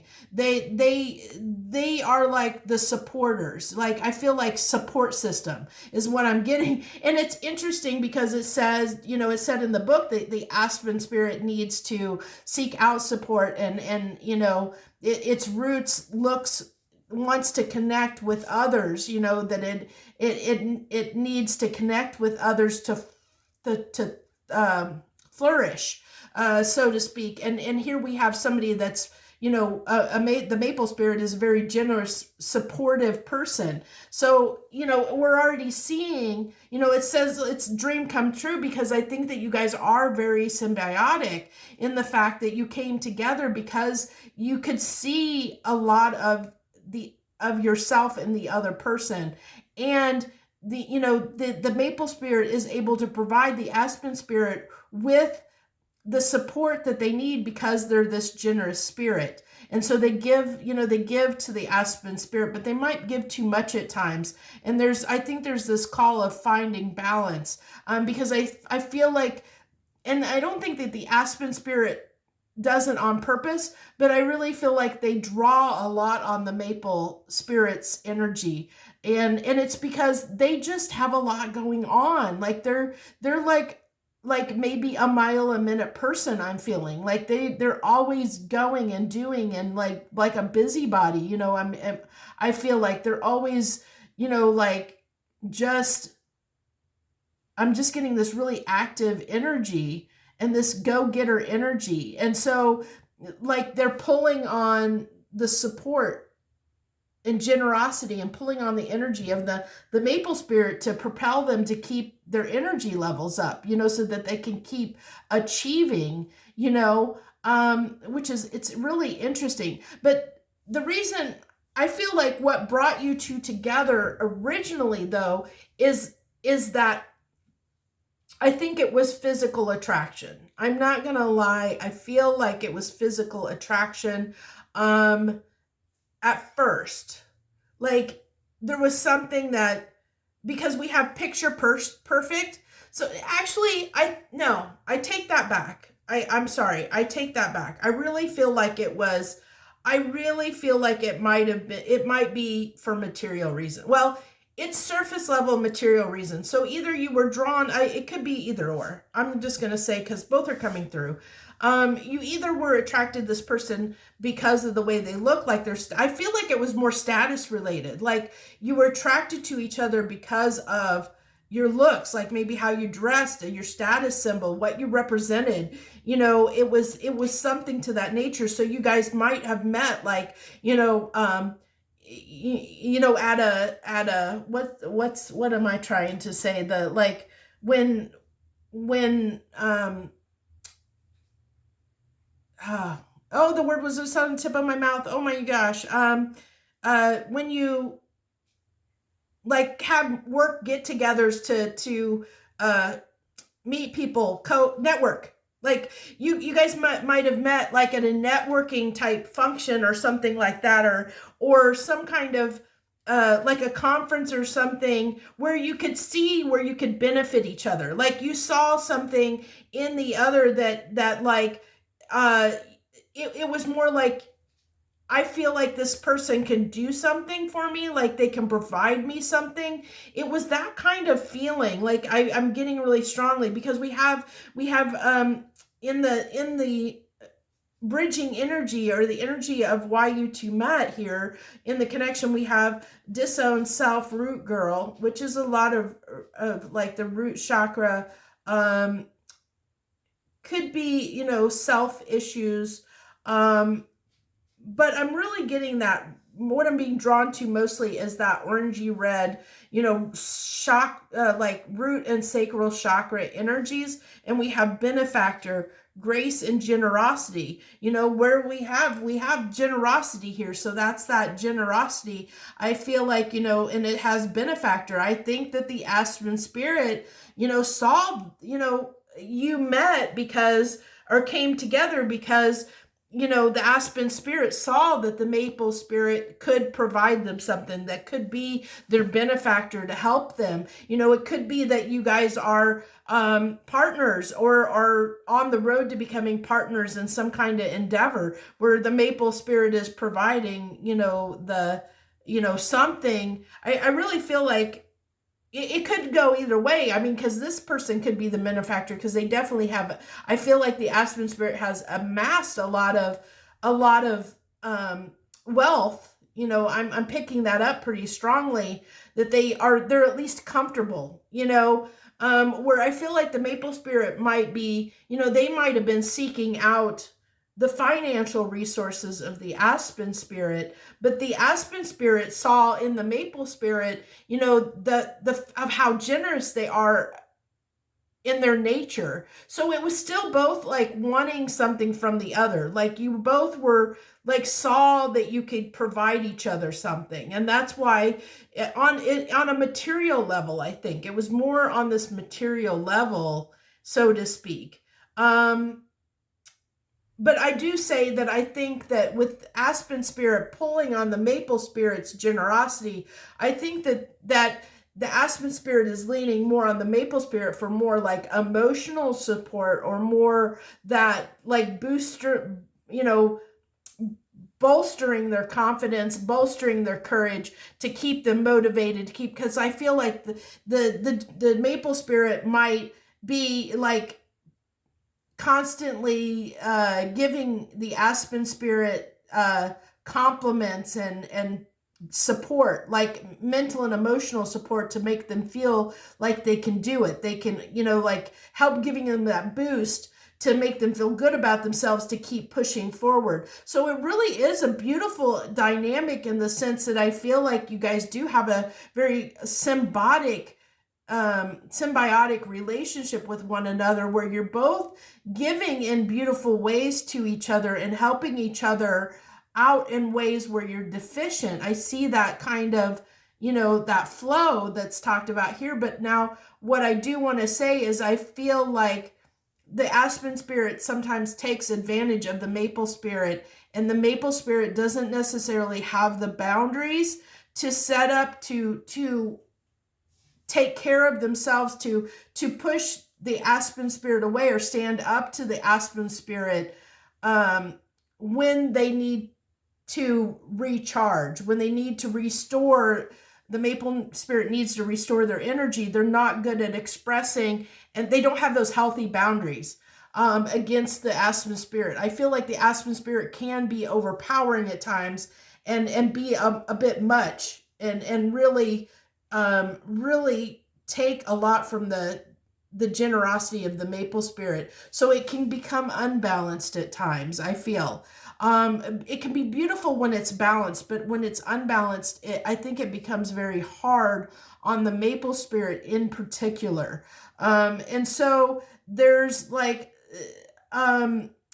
which I think leads to the maple spirit maybe overreacting at times, or being very emotional in front of the aspen spirit, or pulling back when they need to restore or replenish their energy.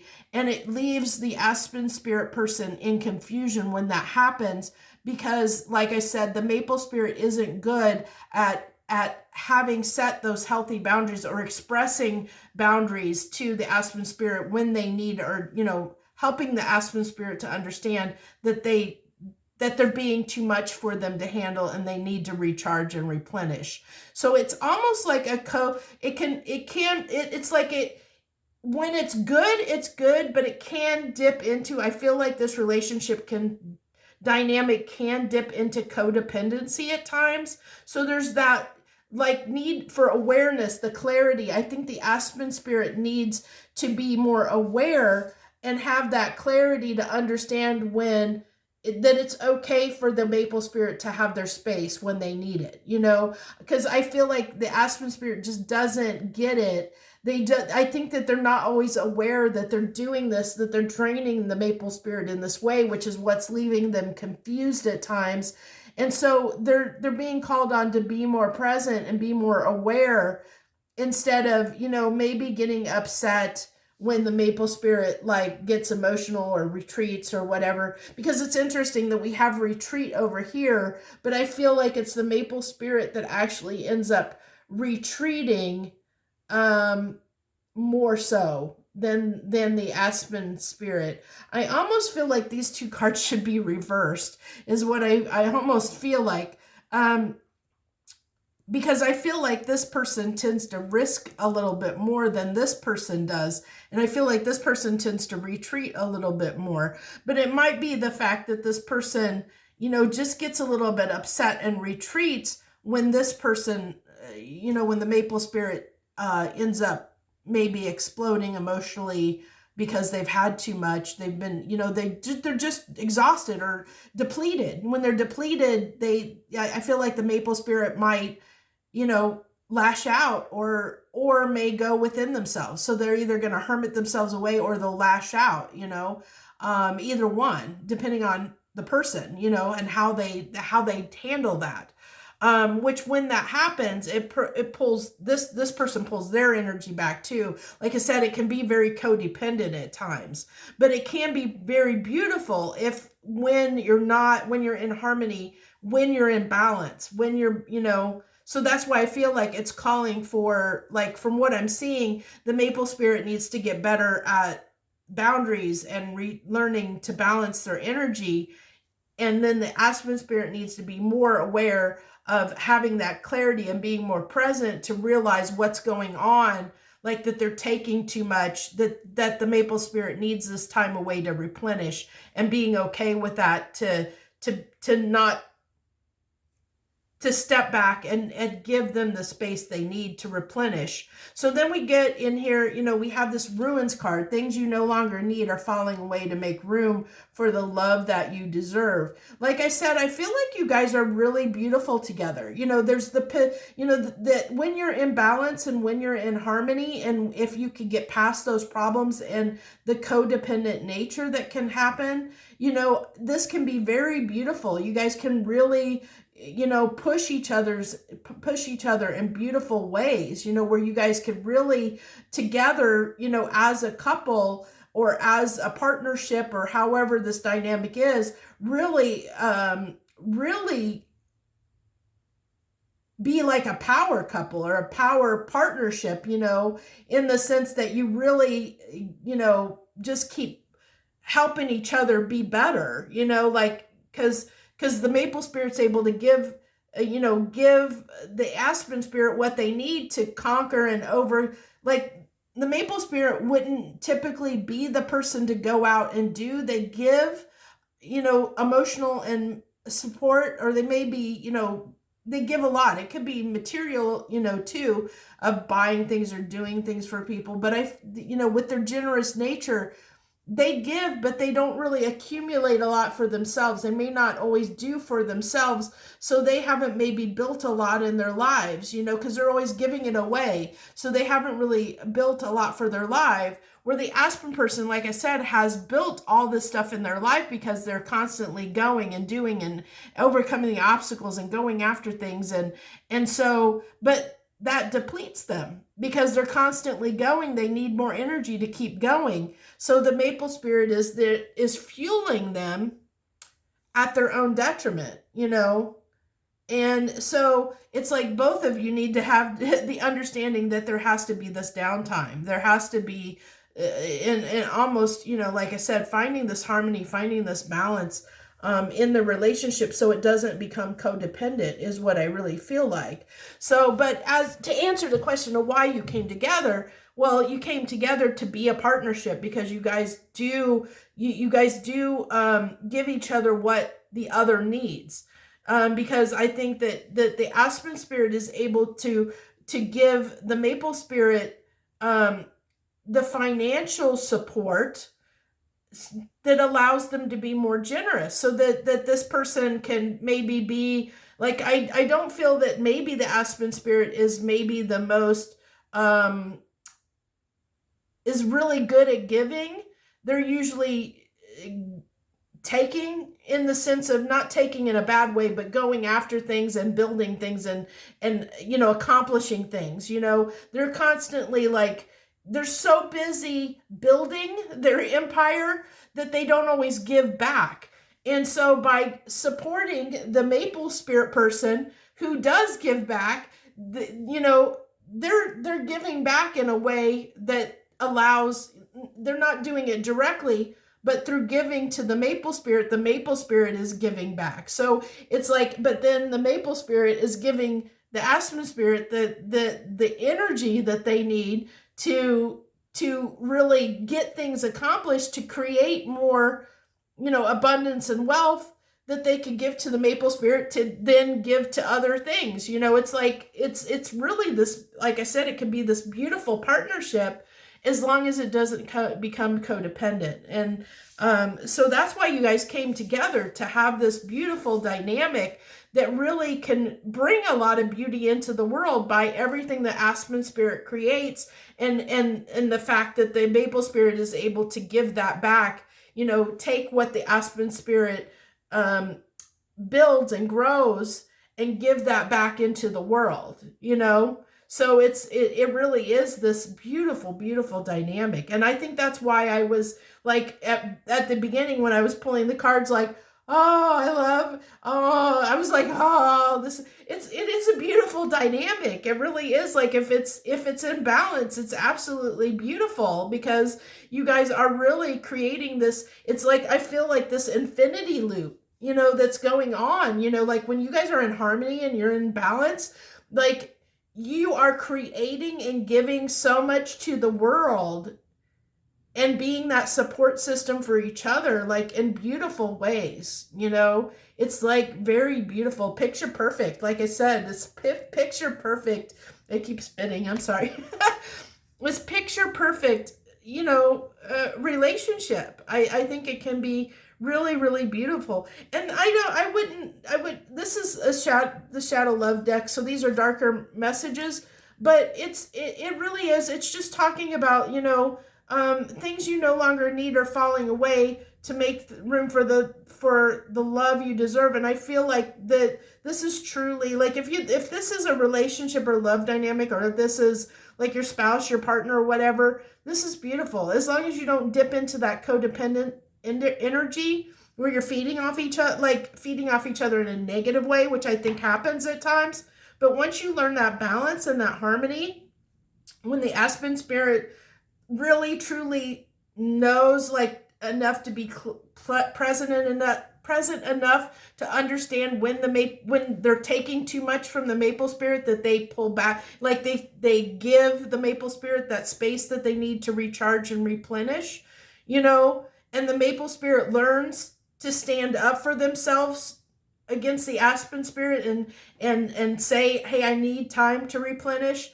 Once that's fixed, this is going to be beautiful. If it's not already, I mean, that you'll have to take that as it resonates. I don't know where you are in this relationship dynamic, at what point you are. But this is calling out that there are people that are out of balance that haven't been able to perfect that yet.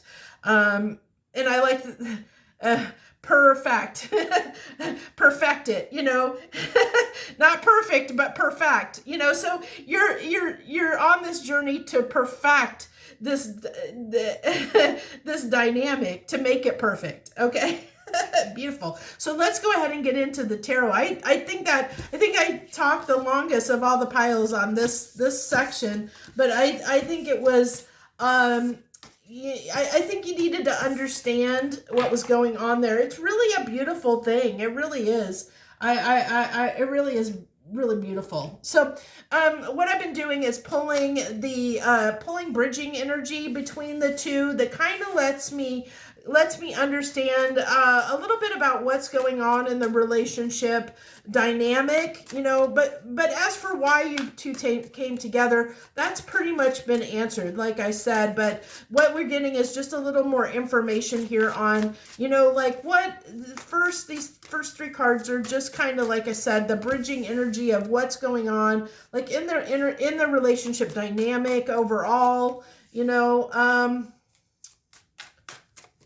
Okay, I see that. Okay, yeah, okay, yeah, I totally see that. I totally see that. So, the Nine of Swords here is yeah, I see that this happens when you guys are out of balance. You both get in your own head because you think that there's, like, you don't understand, like, the maple spirit gets up in their head when they can't communicate their boundaries. They can't put up those healthy boundaries to let the Aspen spirit know that they need that space for themselves. So when they can't express that need to the Aspen spirit, they get up, it causes them anxiety. When the maple spirit pulls back and the Aspen spirit doesn't understand, as we saw in the essential oil cards, when the Aspen spirit doesn't have that clarity and doesn't understand why the maple spirit is acting in a certain way, that causes them anxiety. So yeah, I see why anxiety is here in the middle, because when you guys are out of balance in this dynamic, it causes anxiety for you both. Where justice, this is about restoring balance. And so I see that why this is on the side of the maple spirit, because they have to restore their balance within their energy. They have to restore the balance, but it's like the Aspen spirit, is so busy creating. I said, I feel like the Aspen spirit has accumulated a lot of prosperity in their life. I really do. and I think it's because they are very action oriented. They're go-getters. I really feel like this Aspen spirit is constantly just going after things and building things and accumulating things in a positive way. It's just very, like, they're very productive. They're just a very energetic, very productive, very go-get-em personality. They're constantly busy doing something, building something, working on something to that nature. They're constantly growing something in their world. And that's what this is. This is environmental energy. In this deck, the palace cards are environmental energy. And since this is talking about pentacles, it's that, foundation of having this very stable, abundant lifestyle. And we saw that with the fulfillment card that also came with the Aspen spirit person as well, that they've just accumulated a lot in their life, because of their nature, So, and then, so what we do next is I'm pulling one card under each person as what they're supposed to be getting out of this relationship dynamic, the overall, like what they're supposed to be taking away, the takeaway for them each, in this relationship dynamic. So we have a King of Swords. Yeah, that's really, I would have been more surprised. I mean, it would have made more sense, I think, for the Queen of Swords to come out there, but I'll take the King of Swords. But it really is those boundaries, setting those boundaries, the King of Swords knows the truth and they take action on it. But I feel like that's what, the Maple Spirit is being charged to do, is to stand up for themselves and take action when they need to, like be able to speak those healthy boundaries, be able to stand up for themselves and say when they need time to themselves, when they need to recharge, being able to put those healthy boundaries in place, because I think that they just give too much of themselves. And so, but they don't know how to tell people, and because swords are a card of communication, so and the King of Swords is a card of action, so it's taking the action to tell people when they need to replenish their batteries. And then we have the Four of Swords on the Aspen person here, and this I think really coincides with interesting enough that it's balance. It's all about balance in this pile. Where because one of the things the Aspen spirit sometimes ends up taking too much, because they're going, that they never stop. And so they need to learn to rest, so when the Maple Spirit, if the Maple Spirit learns to stand up for themselves and say, hey, I need time to myself to recharge. I can't give you anything right now. I need time for myself and I need to take care of myself right now. When that happens, if the Aspen spirit becomes present enough and doesn't get stuck in that being confused and misunderstanding the actions of the Maple Spirit, because now the Maple Spirit is able to express what it is that they need. And so through that clarity, giving that clarity to the Aspen Spirit needs to learn to take that moment when the Maple Spirit is recharging to their batteries, to take a break and recharge their batteries as well. Because I think the Aspen Spirit doesn't do a good job of giving them time. They don't give themselves time to rest. And so this is what's saying that they need to learn to rest, to take time to rest. So if in this dynamic, if in being present or learning to be present enough to understand that, hey, this person needs a break, maybe I need a break too. Maybe I need to take, maybe we need to both take a vacation together and take a break and get away from it all, or something like that, to recharge our batteries together in whatever way, where this person stops working and this person gets, has the time to relax and unwind and recharge their emotional, mental battery, whatever, their energy levels back up again. where they're not giving to anyone but themselves. It would be actually beneficial if in that moment that the Aspen spirit would at that moment give more um, in the way of helping this person replenish their energy, where it almost flip flops, where this person starts feeding into this person a little bit more. But I really feel like, actually, no, I take that back. I really feel like Spirit's telling me what needs to happen during that time is you both need to be taking time for yourselves individually. And that's how it's going to not be codependent, is to take that time individually as separate people to recharge your batteries, and it needs to happen in different ways. So that came through strongly. So I had to, because that was the Spirit was correcting me and putting me back on track, giving me a slight little slap on the wrist, saying you're going in the wrong direction. Okay. So this is like the overall, like maybe outcome of this relationship, the outcome is essentially of this dynamic, this relationship.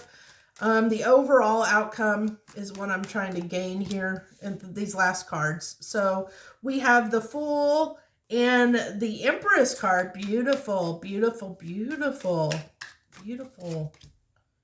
Of course, the Five of Wands has to come out.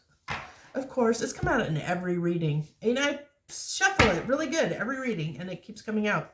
It keeps coming out. It keeps coming out in that spot, particularly, each and every time. But you can't have light without shadow. There's always got to be, everything can't be picture perfect. Even though you guys had I took that off the board. I left it on the board with the other groups, I think, but I took that off. But everything can't be always picture perfect. And although you guys are, that if you do the work, you guys can achieve that. I really feel this is just that minor, like, you guys being at odds when you're out of balance, is all that is. I wouldn't take this too seriously.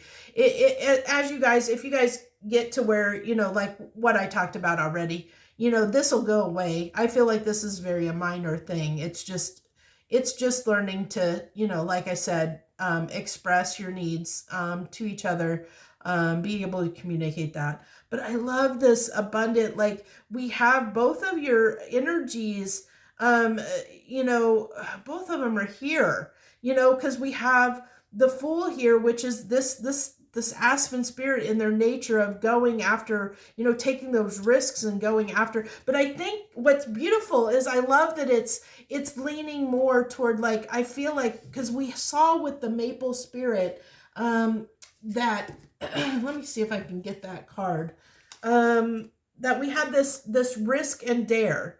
So I feel like by the fact of this relationship dynamic, or you two meeting, this Maple spirit is learning, that's beautiful, is learning to be to take a little more chances, to be a little riskier, to stand up for themselves, to stand up and for themselves. So they're being a little bit, taking a little that risk or dare, they're becoming a little bit stronger, and standing up for themselves a little bit more. And interesting enough, like for the Aspen spirit, we had the card of retreat, and I couldn't figure out what this was, but now I get it, that, we talked about the fact that their overall, the overall lesson is the Aspen spirit needs to learn to rest. And so they need to learn to retreat. They need to learn to rest. And so that's what the Maple spirit is naturally, when they need time away, they're naturally teaching or showing the Aspen spirit the value of resting, where the Aspen spirit is showing the Maple spirit the value in being a little more go-getter, energy, of taking those risks and standing up for yourselves. They're showing, the Aspen Spirit is showing the Maple Spirit, what that does if you can stand up for yourself and go after things, what, all of what you can get by doing that. So it's making this person a little bit stronger, and a little more confident in themselves. If they're not there yet, they'll get there. But learning to stand up for themselves more. Where this person is really good at that, but this person was really bad at taking a break and resting, and this person is forced to take rest because they have to recharge their batteries, and they need that because I think they're the Maple Spirit is probably a very empathic person. And so they pick up, like, energy really affects them. And I think so they need this, they need to recharge. They need to maybe, take times where they cut out the world, maybe disconnect from the world as far as, like, get off social media or go in nature or go where they have peace and quiet, so they can recharge their batteries. And so it's teaching the Aspen Spirit the value of replenishing, taking those periods of rest, the value of it, because they can see when the Maple Spirit gets to recharge their batteries, how beautiful, like how much more they can accomplish after that rest period. I think that it's teaching them that they can accomplish so much more when they take those breaks instead of continuously pushing themselves. And that it's forcing you both in this energy of the Empress, which is just this beautiful flowing energy of the Empress is very balanced. It's very beautiful, creating abundant energy that is really birthing something beautiful into the world. And I said, like, when you guys are in balance and you're flowing, like, that infinity symbol, when you guys are really flowing and it's harmonious and it's balanced, you guys are really creating beautiful, beautiful harmony in the universe. Okay. When you're in balance, but it does call for that balance. So, and that's why this 501 is showing up, because, you guys maybe aren't quite there where you're harmoniously in balance. There might still be some struggles with some codependency there, but so just be aware of that.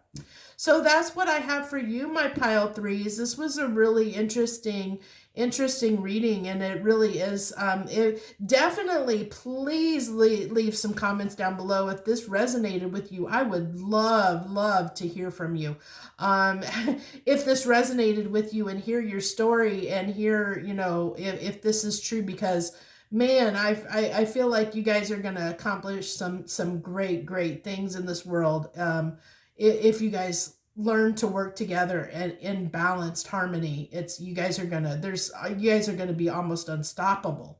So great partnership, like, even if it's not a romantic relationship, like just a partnership, it could be you guys are just partners in a business. It doesn't have to be, co-workers, whatever. It doesn't, friends, I don't know, but whatever, when you guys work together, you guys are almost unstoppable. When you guys are balanced and in harmony and working together, you guys are almost unstoppable. You guys can achieve a lot, quite a bit. You guys are, gonna, like I said, together as a team can accomplish great things. It's beautiful, beautiful, beautiful. Awesome. So thank you so much for joining me. I hope if it did resonate, that you hit the like button down below. I'm hoping if it didn't resonate, I hope that you'll visit one of the other piles. I hope, you didn't stick around all the way to the end to find out that it didn't resonate with you. But sometimes people like to listen to hear the stories anyway. If you're that person, hey, all the power to you, you could be just trying to learn, which is fine too. So thank you for whatever reason you're here. And I hope you will comment, like, or subscribe. Anything that you do like that, it helps pay it forward, because what it does is it helps YouTube to circulate the videos more. And so that just means that it gets put in front of more people, so that more people have the opportunity to see this video and to learn from it, to actually benefit from the messages in it. Whereas if it's not circulating, then people aren't benefiting from it. So don't look, I know there are some people that look at it from, oh, you're just pushing that because you want, because you want for the monetary reason. Well, one, I'm not monetarized, so so that's not the reason behind it. But I mean, some people do, but because it is their livelihood. And again, you're paying it forward because by doing that and getting their video circulated more, where they can get that monetization, and that's their income for a lot of people. And so you are paying it forward by giving, just by doing something simple like, hitting that like button or whatever, or leaving a comment, which only takes you a second. You're helping a family, you're helping support their livelihood, and what's wrong with that? Because it's only going to bring you good fortune, by helping others like that. So, I hope that you'll keep that in mind. So thank you so much for joining me. I appreciate you greatly. I wish you the very, very best. I hope you have a great and wonderful week. Hello, my Pile Fours. Hello and welcome. Thanks for joining me on Why Did You Two Meet? What was the purpose? What was the reason why you two met? For whoever you have on your mind. So if you pick Pile 4, you pick this card, Harvest Time card with the corn on it, the different types of corn, colored corn, and the pumpkins. And then we have good yields. Get your reward. And this I really need to figure out what this stone is. I'm not the best at remembering crystals, so I apologize for that I am not the best at remembering crystal names. There's too many for me to keep track of them. It's not my wheelhouse, my specialty. But I have one that's similar here, just a slightly different. I think those are the same type of stone, but I digress. Let's get on into this before I get too crazy here. So the way I'm doing these readings is I'm getting 4 cards for person A, 4 cards for person B. We'll go over each personality to see if they resonate with you, to see if you're in the right place as far as the piles are concerned, to see if it's resonating with you, the energies of the people are resonating with you, then the middle, we're going to grab some cards in the middle that talk about why you met, what brought you together and why you met, and all that good stuff. And then we'll pull some tarot after that. So person A, who do we have for person A? Person A, the Eagle Spirit. Okay, so interesting enough, this was the B person in pile 1. So if for whatever reason this pile, when we talk about the people, doesn't necessarily resonate fully, you might go to pile 1. Just keep that in mind, because we did have the Eagle Spirit as person B in pile 1. But this is going to be a little bit different. I can already see that it's a little bit different energy than pile 1. So and then we have the Bear Spirit. So interesting. So we have freedom and we have healing. And yeah, we'll keep going here.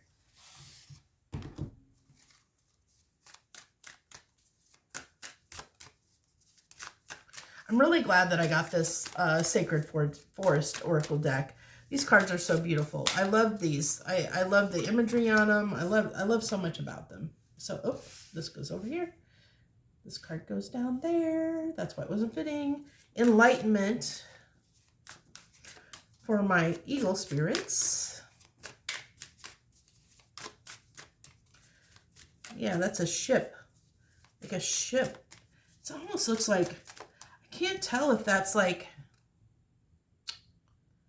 I think that's a person, or supposed to be like almost like a goddess. It looks like a goddess that is like maybe help blowing the winds of the sails of the sending the person on their way, on their journey. Beautiful. I just realized that. That's beautiful. Oh, we had a bunch of cards fall out. I cannot get through a reading without cards falling on the floor, I swear. I am not kidding you. Like, it doesn't matter.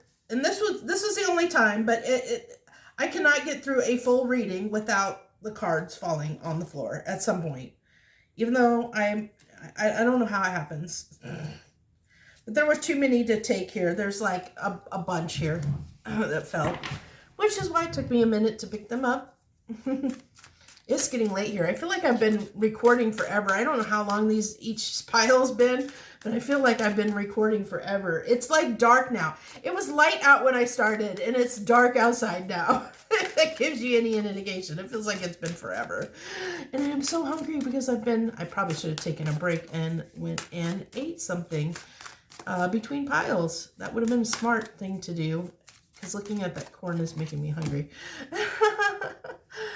Okay, we have pleasure, bear spirit and pleasure. I would not have put those two cards together, but we'll see as we keep pulling, see how that plays out, because that's an interesting dynamic for sure. Okay, so next we have, where's my other, these, yeah, these need to come out next. So to give you, I didn't do this for any of the other decks. I should have. I'll make sure in the comments down below, or in the, not the comments, the description down below, I'll clean up. Usually I just have all the decks that I use. I'll make sure for this one that I only put in the ones that I'm actually using for this reading. So you guys know what decks I'm using, since I'm pulling from quite a few, and I didn't think to tell people what I'm using. I tried to, but I forgot. So we have 44 Rest Deeply. This is, so this Eagle Spirit is very different in a sense from pile 1. But if this ends up not resonating with you because they are different, maybe go to pile 1. Okay? Just throwing that out there.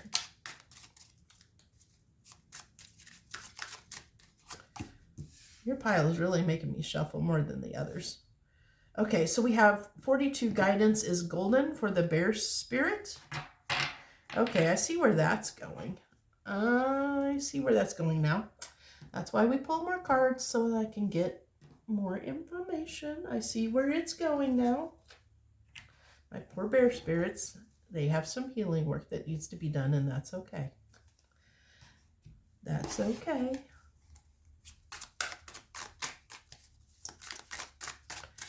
Oh, I got a little fruit fly. I have some lemons that are getting a little ripe, and I think they're manifesting little fruit flies in my house.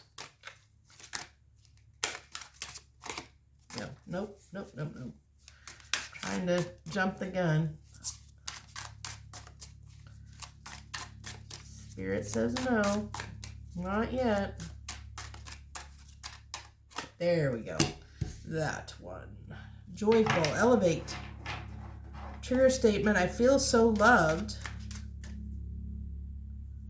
What? That makes no sense. Oh, low. Ha! I was like, that doesn't make any sense. It's because I read it wrong. I feel so low. True statement is I persevere. Release the worst and release the worry and fear and allow confidence, trust, and strength to take you to your goal.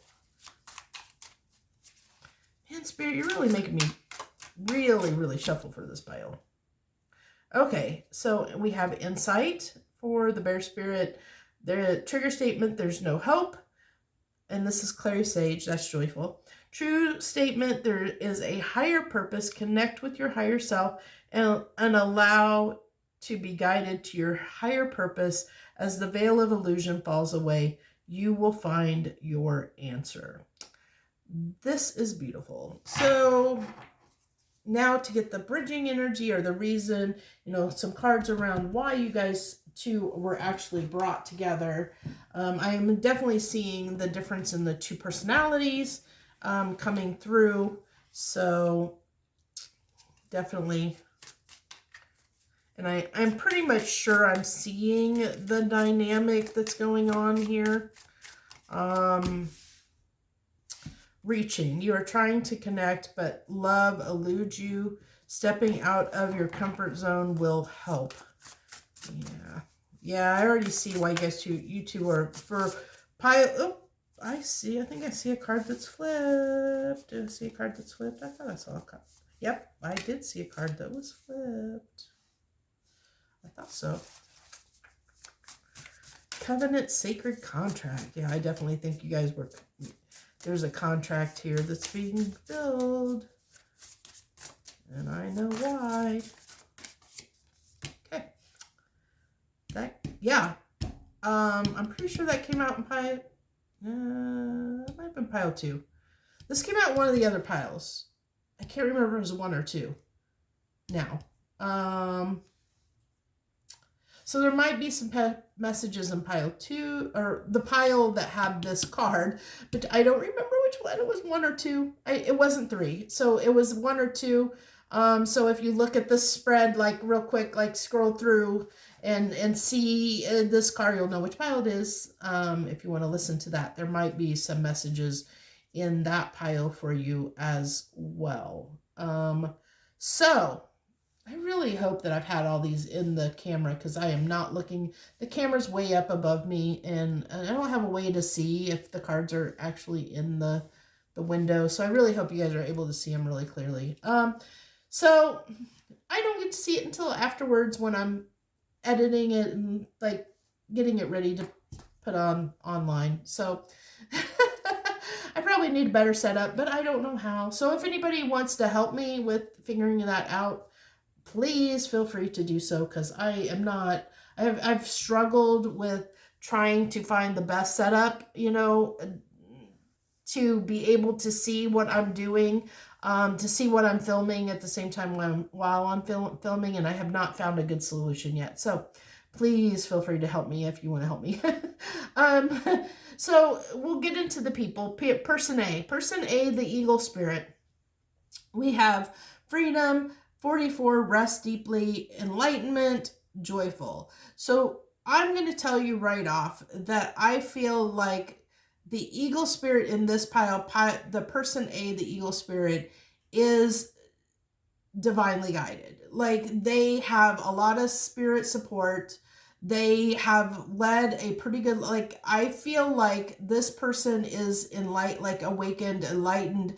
They are in tune and in touch with their spiritual allies, whatever that looks like for you, or your person, whether that's, you know, ancestors, angels, spirit guides, whatever, it depends, you know, whatever you follow, but they're attuned with higher energies. Okay, the Eagle Spirit is definitely tapped in, and it has a lot of wisdom. I really feel like they're very protected. They have a lot of it. I really almost feel like this in this case, this might be a form of earth angel, and it could be an earth angel that is not awakened to the fact that they're an earth angel. So, yeah.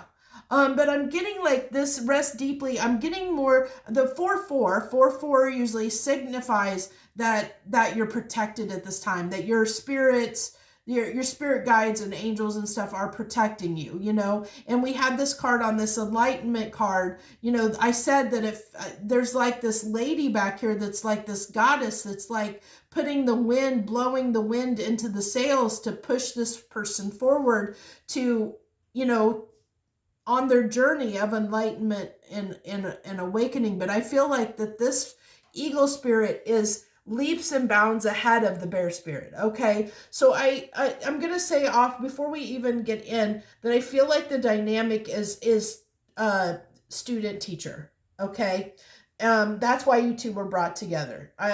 So I'll put that out there real quick, and then we'll keep going. But I really feel like spiritually the Eagle Spirit is leaps and bounds above the bear spirit. Okay. And so I feel like, because we have elevate, we have enlighten, we have elevate. I'm getting a temple, you know, this looks almost like a temple here.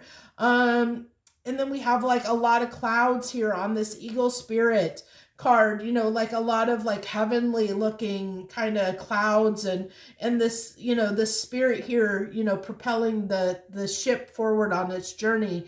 And this joyful card, you know, that I think the only thing that, that the eagle spirit struggles with is this, this worry and fear, which is worry and fear is just an illusion. It's illusion that we have taught ourselves of being in here on earth in this material world. That's something that's learned behavior, that the fears inside of us are learned behaviors. So this is something, worries and fears this person has picked up just from living a life on earth, living this lifetime. But I feel like it's something they can easily shrug through and past. It's not something like their worries and fears really hold them back. I don't think that's the case. I really feel like the purpose of the eagle spirit is to continue to trust spirit, to continue to grow their trust, their relationship with spirit, to continue to grow spiritually, and continue that upward climb on their spiritual ladder. I really feel like that's this person. They're meant to be a leader. They're meant to be a mentor. They're meant to be a teacher, mentor, leader of some type. They're meant to inspire other people. I really get that from eagle spirit, no matter what level that's on, whether it's on a big stage for lots of people or it's for people that just cross their path in passing. They're like a form of inspiration. They inspire people. They have their presence in some way, or just who they are, whether that's things they say or their actions or just their presence inspires people in some way. So I really feel like the bear and the eagle spirit came together because we have the bear spirit over here that really needed to learn from the eagle spirit. Because I feel like that the bear spirit here really is having a time struggling with becoming spiritual. I feel like that they are a person that I really feel like doesn't have a lot of hope in their life, doesn't really see the bigger picture. They might tend to be people that indulge and just have, like, I'm getting, might be a little bit hedonistic, possibly. Always grass is greener on the other side. Just kind of lives life by the seat of their pants, and they really don't like to look at themselves or they really don't like to put the hard work in of growing. But what is interesting is it's the bear spirit. Bears, they hibernate, and and when they're hibernating, they're replenishing, they're recuperating and replenishing, and they're storing up their strength during the winter, for the coming year, so it's like this bear spirit needs to learn, it needs to learn to tap in, to have that time of meditation, the practice of meditation, because I love that there's winter on this card, because bear spirits, they hibernate in the winter, and winter time is the time of reflection in the year. If you look at the different seasons, winter is a time of reflection. It can be a time of healing. It's time to heal that stuff inside of us. I'm curious. I want to read the bear spirit card here, because I'm curious how they describe it in the book. This card appears to let you know there's healing on all levels occurring, and it comes in many forms. Be ready to accept it. Know as well that you are a healing force for others. It's definitely to teacher student, to what I said. You may not be aware that you are a conduit for healing energy, but when others say thank you, simply say you're welcome, even if you don't know why it happened. I really was this is like, it's like one of those situations where the teacher always appears when the student needs them, like it's the mentor the mentor, the teacher appears when the student needs them, and that's what's happened here. This is why you two came together. This is why you two met and are in each other's lives. There is this contract being fulfilled, because I feel like the eagle spirit came into the bear spirit's life, or the bear spirit came into the eagle spirit's life. I really feel like it's the eagle spirit. I feel like the eagle spirit maybe collided with the bear spirit. Like, I think that I have this feeling that it was one of those situations where the teacher showed up when the student needed them in their life. I mean, it could go either way, but I feel more strongly leaning toward that the teacher showed up in the bear spirit's life, because they were meant to, they're helping the bear spirit understand their gifts, like teaching them who they are as a healer, so that not only helping them heal the wounds inside them, healing on all levels, so that the bear spirit can ascend, they can come out of hibernation on the backside of this healing process and really share their healing gifts with the world. But you can't give to others until you give to yourself. And so this person the bear spirit needed to heal first before they're able to become healers, if that makes any sense. So, because it has here on this Clary Sage, the true statement is there is a higher purpose. Connect with your higher self. And that's what the bear spirit's being charged to do, is connect with their higher self. But they have had doubts. I feel like the bear spirits came into this relationship, not, maybe for most of them, not believing in anything bigger than themselves, or they had fallen away from spirituality because they like were jaded in some way. I feel like I felt like almost this hedonistic, for some of them, maybe a hedonistic lifestyle where, it was all about pleasure, just pleasuring themselves and having a good time. For many of them, and it's because they needed to heal and they weren't looking at that. And so the teacher showed up when they needed them the most to help them on this healing journey, to really help them get back in touch with their spirituality, to help them realize that there is something bigger and that they have a lot to give to the world, to awaken them to that, to really, really awaken them toward, I love the spirit of the river here, to awaken them toward the adventure that they need to go on to, because the river, spirit of the river is flowing water, to be, to walk into the world as this healer, healing can be a very water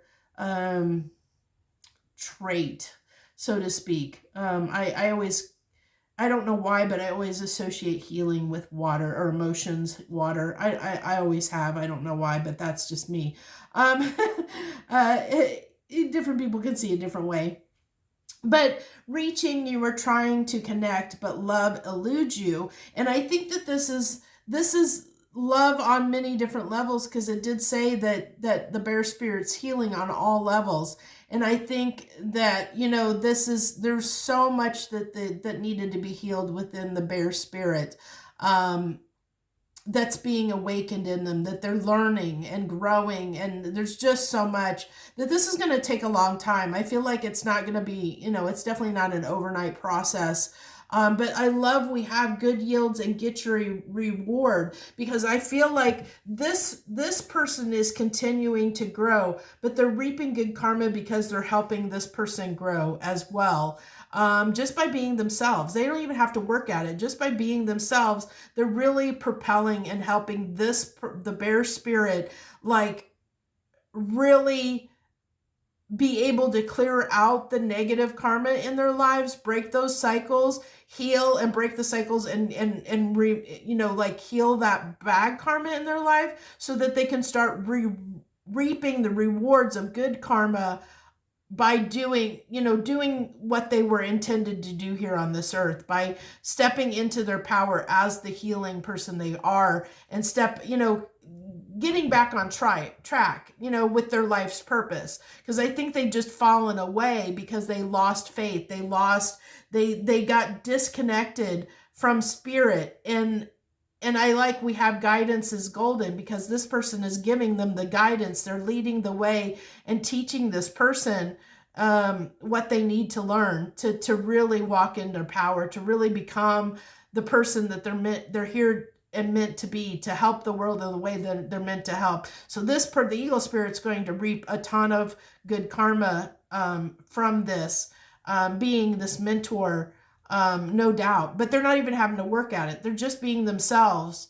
But through being themselves, they're leading the way and showing this bear spirit so much that needs to be resolved within them, without even really trying, is what I'm really feeling like. They're really teaching this bear spirit this insight, to get in touch with their gifts and their higher self, where they were very disconnected before you two came together.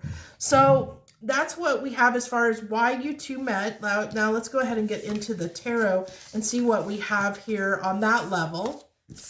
Go to the next level. Y'all are going to the next level, both of you, for sure. Both show. Okay. Oh, that's someone channeling through me, and I know who it is. He's a healer too. He is a healer just like I am. Yes, he is, and I'm channeling him. That was definitely him coming through. He always said, faux show. Okay. Okay, so I didn't explain. The cards I'm pulling here is like the bridging energy between your relationship, like what's going on in the dynamic of your relationship, like up to this point, like what is the kind of the dynamic is what I'm pulling on here.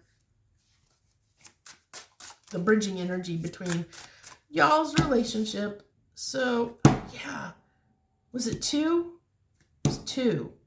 Okay, so so definitely interesting. I think there might be, now not the whole message, but I really feel like when I said this card, I think it came out, it was in pile 1 or pile 2. I'm starting to really feel like it was pile 2, because that came out in that position in pile 2.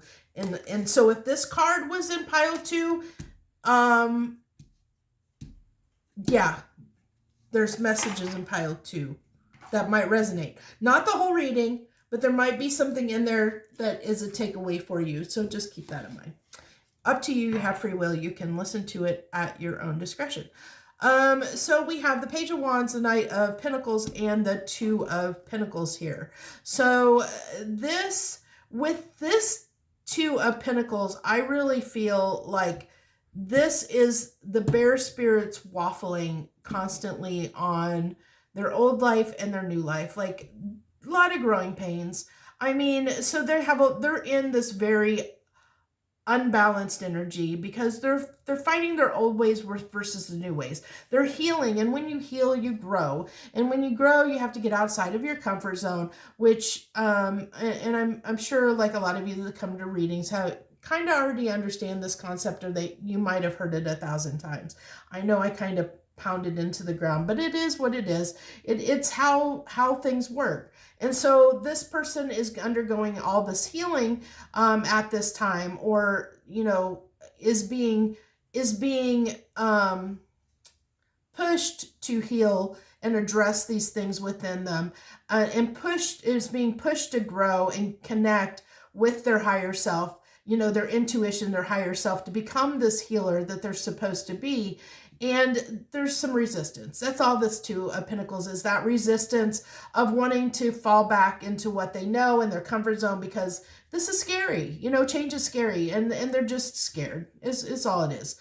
Nothing, huge and major there. But, with fear comes challenges, because we all act differently when we're in fear. And so, yeah, these bear spirits are going to act differently at different times, depending on the bear spirit. So then we have the Knight of Pentacles here in the center. So yeah, this is the slowest moving knight in the deck, but it's stable and steady. And I feel like the eagle spirit is providing this very steady, slow healing energy to the bear spirit. Like they're not doing too much. They're not doing, like it's not like they're pushing the bear spirit.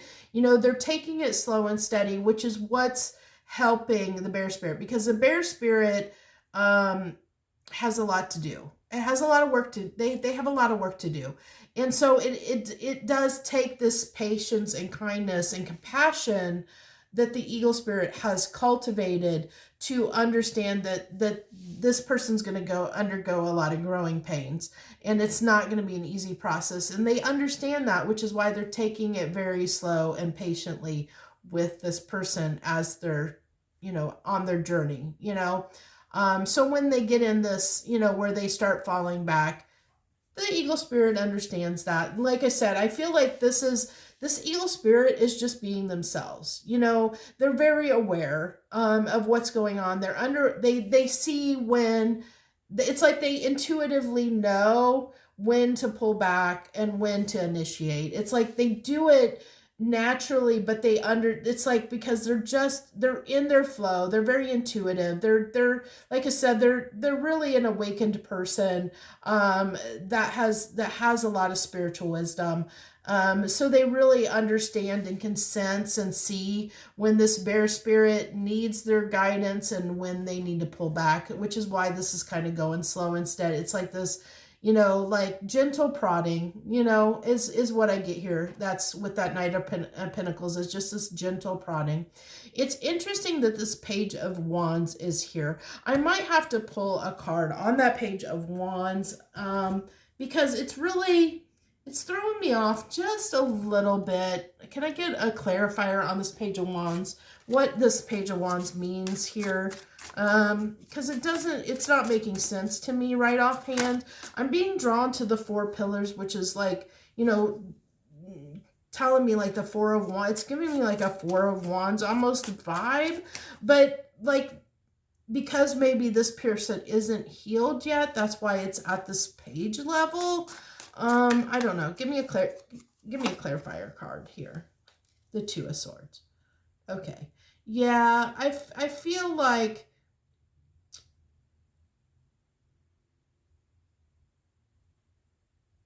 I just feel like that's what, like, it's that foundation, like sometimes the foundation in this dynamic tends to crumble because of this person, and it's not, not doing it on purpose, but sometimes, like I said, they don't want to look at their own stuff.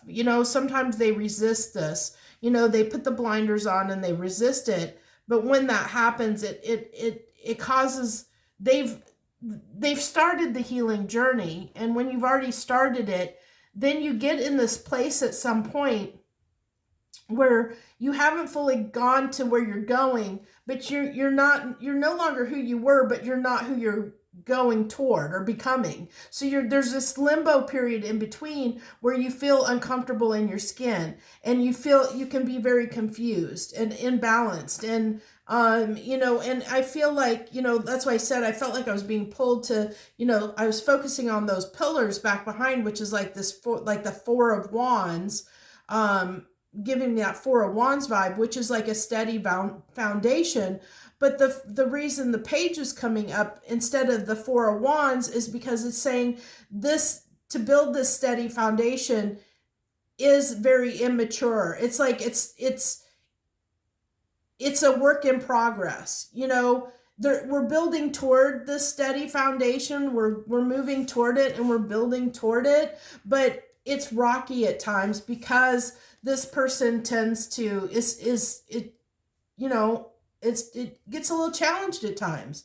And it's perfectly understandable given what's going on, with their growth and journey, their growth process, healing process, that they're, until they fully get past the healing process, they're in that limbo of, like I said, I feel like a lot of your people, if this is your person, if this is you, you know, you're having those growing pains because you're feeling like the person you were, you're no longer the person that you were, but you're not the person that you're becoming either. So it's like you don't fit in. You're like, it feels like you don't fit in anywhere. And that's very hard. It's very hard to be in that energy when you're in that limbo, in that transition phase. It's not an easy phase to be in when you're in that transition phase. It's not. I've been there a few times in my life, and it's not easy. And that's how you can easily fall back and get stuck and want to fall back on old ways, because it's so much easier than plowing ahead at times. And so that's why that foundation gets shaky and it becomes like that page energy, because there's not that confidence there. It's like that lack of confidence in the process and in the foundation that you're building, you know? So what I've been pulling for the other piles is that we're going to pull one card underneath each person, and which is going to be what they're gaining out of overall, what the lesson is, or what they're gaining out of this relationship, okay, for each person. So what's my Eagle Spirit gaining out of this relationship dynamic? What are they gaining? The Four of Wands. I told you that. And I think that this is just, I think for this Eagle Spirit, it's learning how to become more confident in building.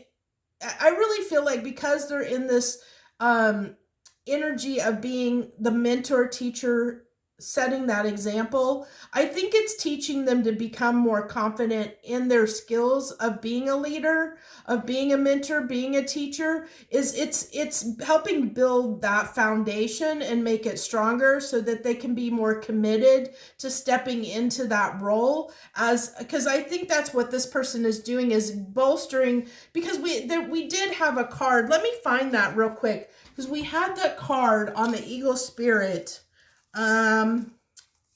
Where are you? I think it was on, it was on the joyful card. Release the worry and fears and allow confidence. So I think that the Eagle Spirit, depending on this, if this is you or your person that you're coming here for, this person is gaining out of this relationship the confidence to understand that they do have the ability to be a teacher, a mentor, whatever, whatever this role is, that they're becoming more confident in being that person, to step into the world of taking on that role, in the world.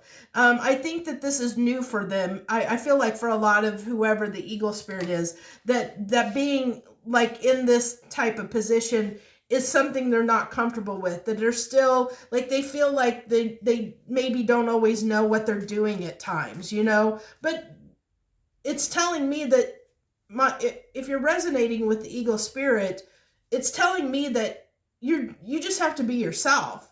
But I think this person is helping build it as they keep healing and they keep growing in the, like they're healing they're healing themselves and getting more connected. And then as they come out the backside as this healer, this is steadily growing my Eagle Spirit's confidence in themselves as a mentor, leader person,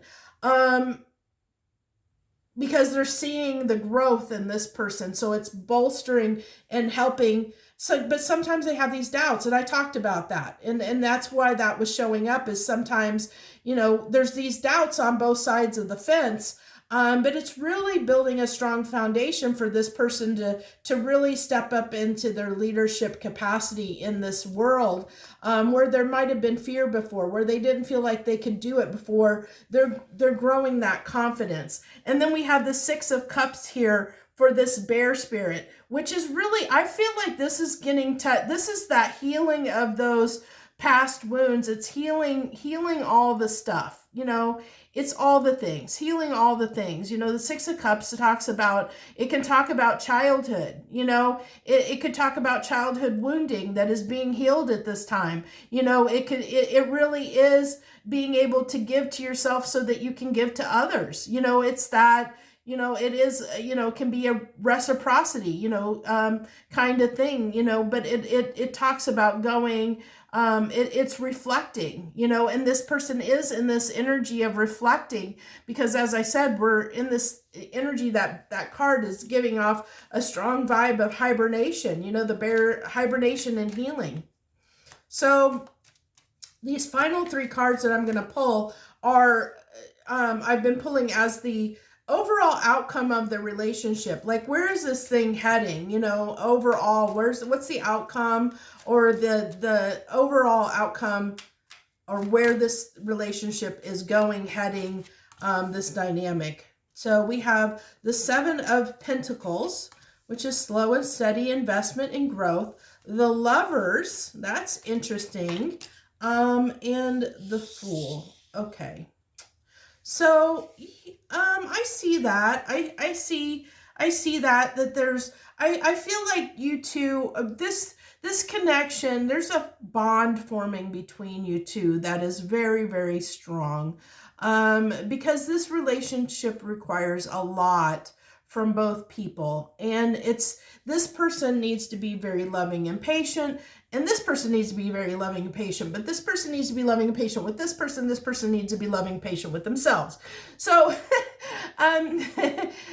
so it really is like, I see the Lovers coming out, because there's this strong bond that's forming, parent-teacher bond, that's growing, because you're both, it has to, because you're both really intertwined. Like, the eagle spirit is very invested in the bear spirit's healing process, and the bear spirit may not be right now, but will become very appreciative of what the eagle spirit has done for them. Even though they may not now, they are going to become very grateful for what the eagle spirit has done for them. So there's this beauty there of, like the fact of appreciation, like of understanding, and that closeness that forms, and a bond that forms in that process of the journey, of that union between you,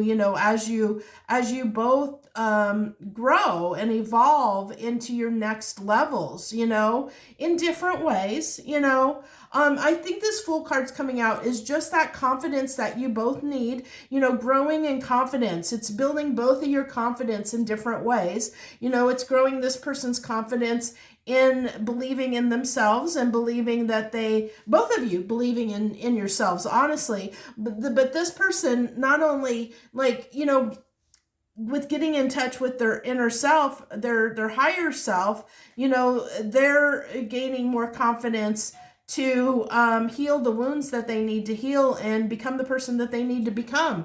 And this person, eagle spirits, gaining confidence in becoming the leader that they need to be, the teacher, the leader, the mentor, whatever it looks like for them, that they're meant to be, their life path, to follow that and be more confident in being that person in the world. And then with the Seven of Pentacles, it's just that, like I said, I think that this is slow and steady. It's going to be slow growth. It's going to be slow getting to this, this place where you guys have this strong bond, but it's forming, it's really building, and it's forming between you both, exponentially. I think that you guys are, if you were not soulmates already, which I feel like you are, because I feel like, the eagle spirit was, like, I think, put in the path of the bear spirit, because like I said, I feel like it was one of those moments that the teacher shows up when the student is ready. And I feel like that's what happened here is the student was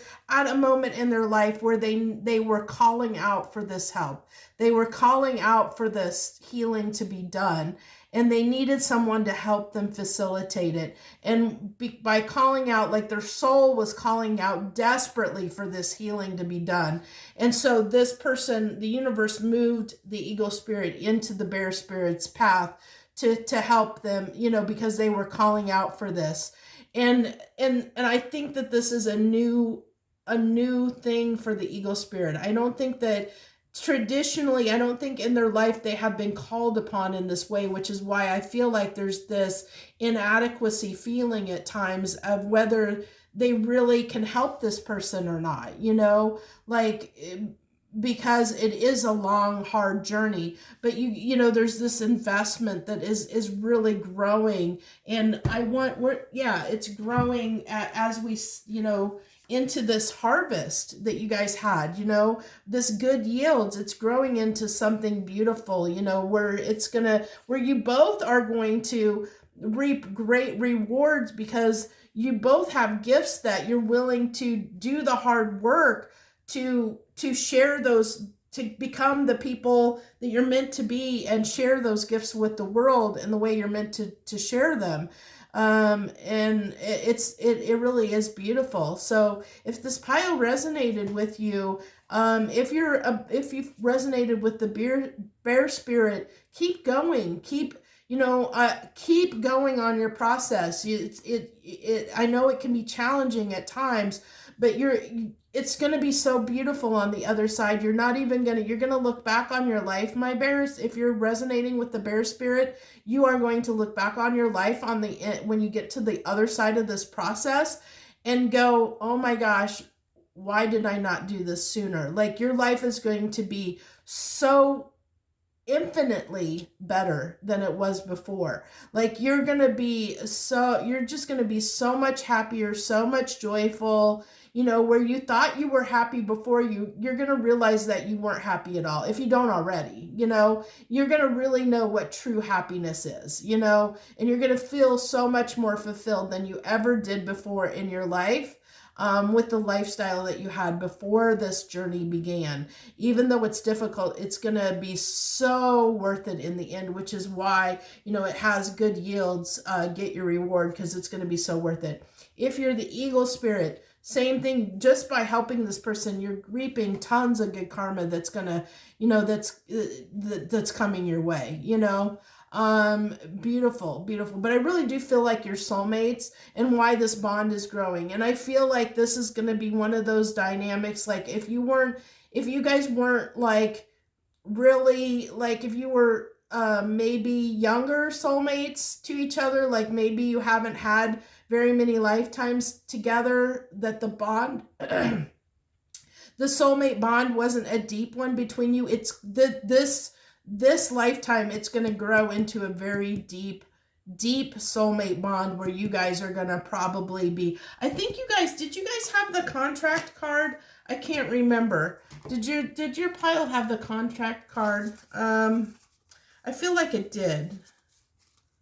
Yeah, you guys have the covenant, the contract. I really feel like that with this Lovers card coming out, that this is going to be like, you guys are going to, from here forward, like, if you believe in reincarnation, and you believe in past lives and additional lives, and if you believe in soulmates, then you probably do, because that's kind of the whole point of a soulmate, is like, you've lived previous lifetimes with them, and that's why they're a soulmate. But the more lifetimes you live together, the stronger your bond becomes, and you just continue to gravitate toward each other, and usually you both will come to the world together to facilitate each other's growth. That's what, the sacred contracts are that we create before we come. We create these contracts with other soulmates to help facilitate our growth process when we're here on the planet, living this lifetime. And that was one of these. This is fulfilling one of those contracts that you both signed up and agreed to before you got here, to help each other out. But through this, you're growing your soulmate bond, where I think that you guys will see many more lifetimes together. On the backside of this, as you're gonna grow so close, and your bond's gonna grow so strong between the two of you,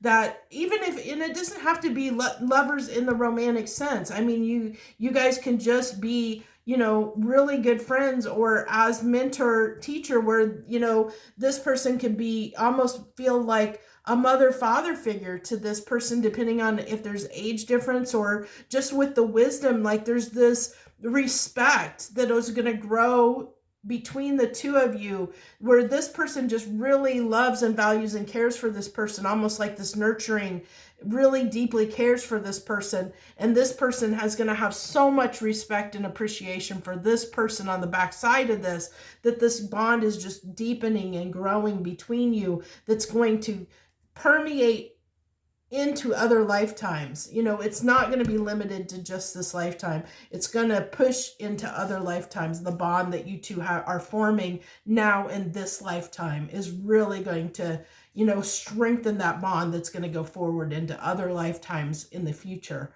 Beautiful, beautiful. So that's what I have for you. That is your reading. I hope that you enjoyed it. I hope that these messages, I hope if you're at this point, the message resonated with you. Feel free to leave any comments down below, and like the video, as I've been telling everyone else. Anything that you do like that, share, subscribe, like, comment, all that good stuff. Just by taking a couple moments of your time, and it doesn't even take much to hit that like button or to leave a quick comment. But what it does is it allows YouTube to push these videos out to more people. They'll circulate it and put the video out in front of more people, so that more people can benefit from it. They see it. Like, if the video's not being circulated, then nobody's seeing it out there on their home pages. So nobody's gonna, they're not even gonna know this reading exists, to know, like, they could get there could be something of value in this reading that they're missing out on, because they don't even have access to the video, because YouTube isn't circulating it. So keep that in mind. On any YouTube videos that you watch, that you're helping people, you're paying it forward. That's what I've been telling people. You're paying it forward, because you're not only helping people that might need the video see it, but you're also, like, not for me particularly, because I'm not monetized, but for other YouTube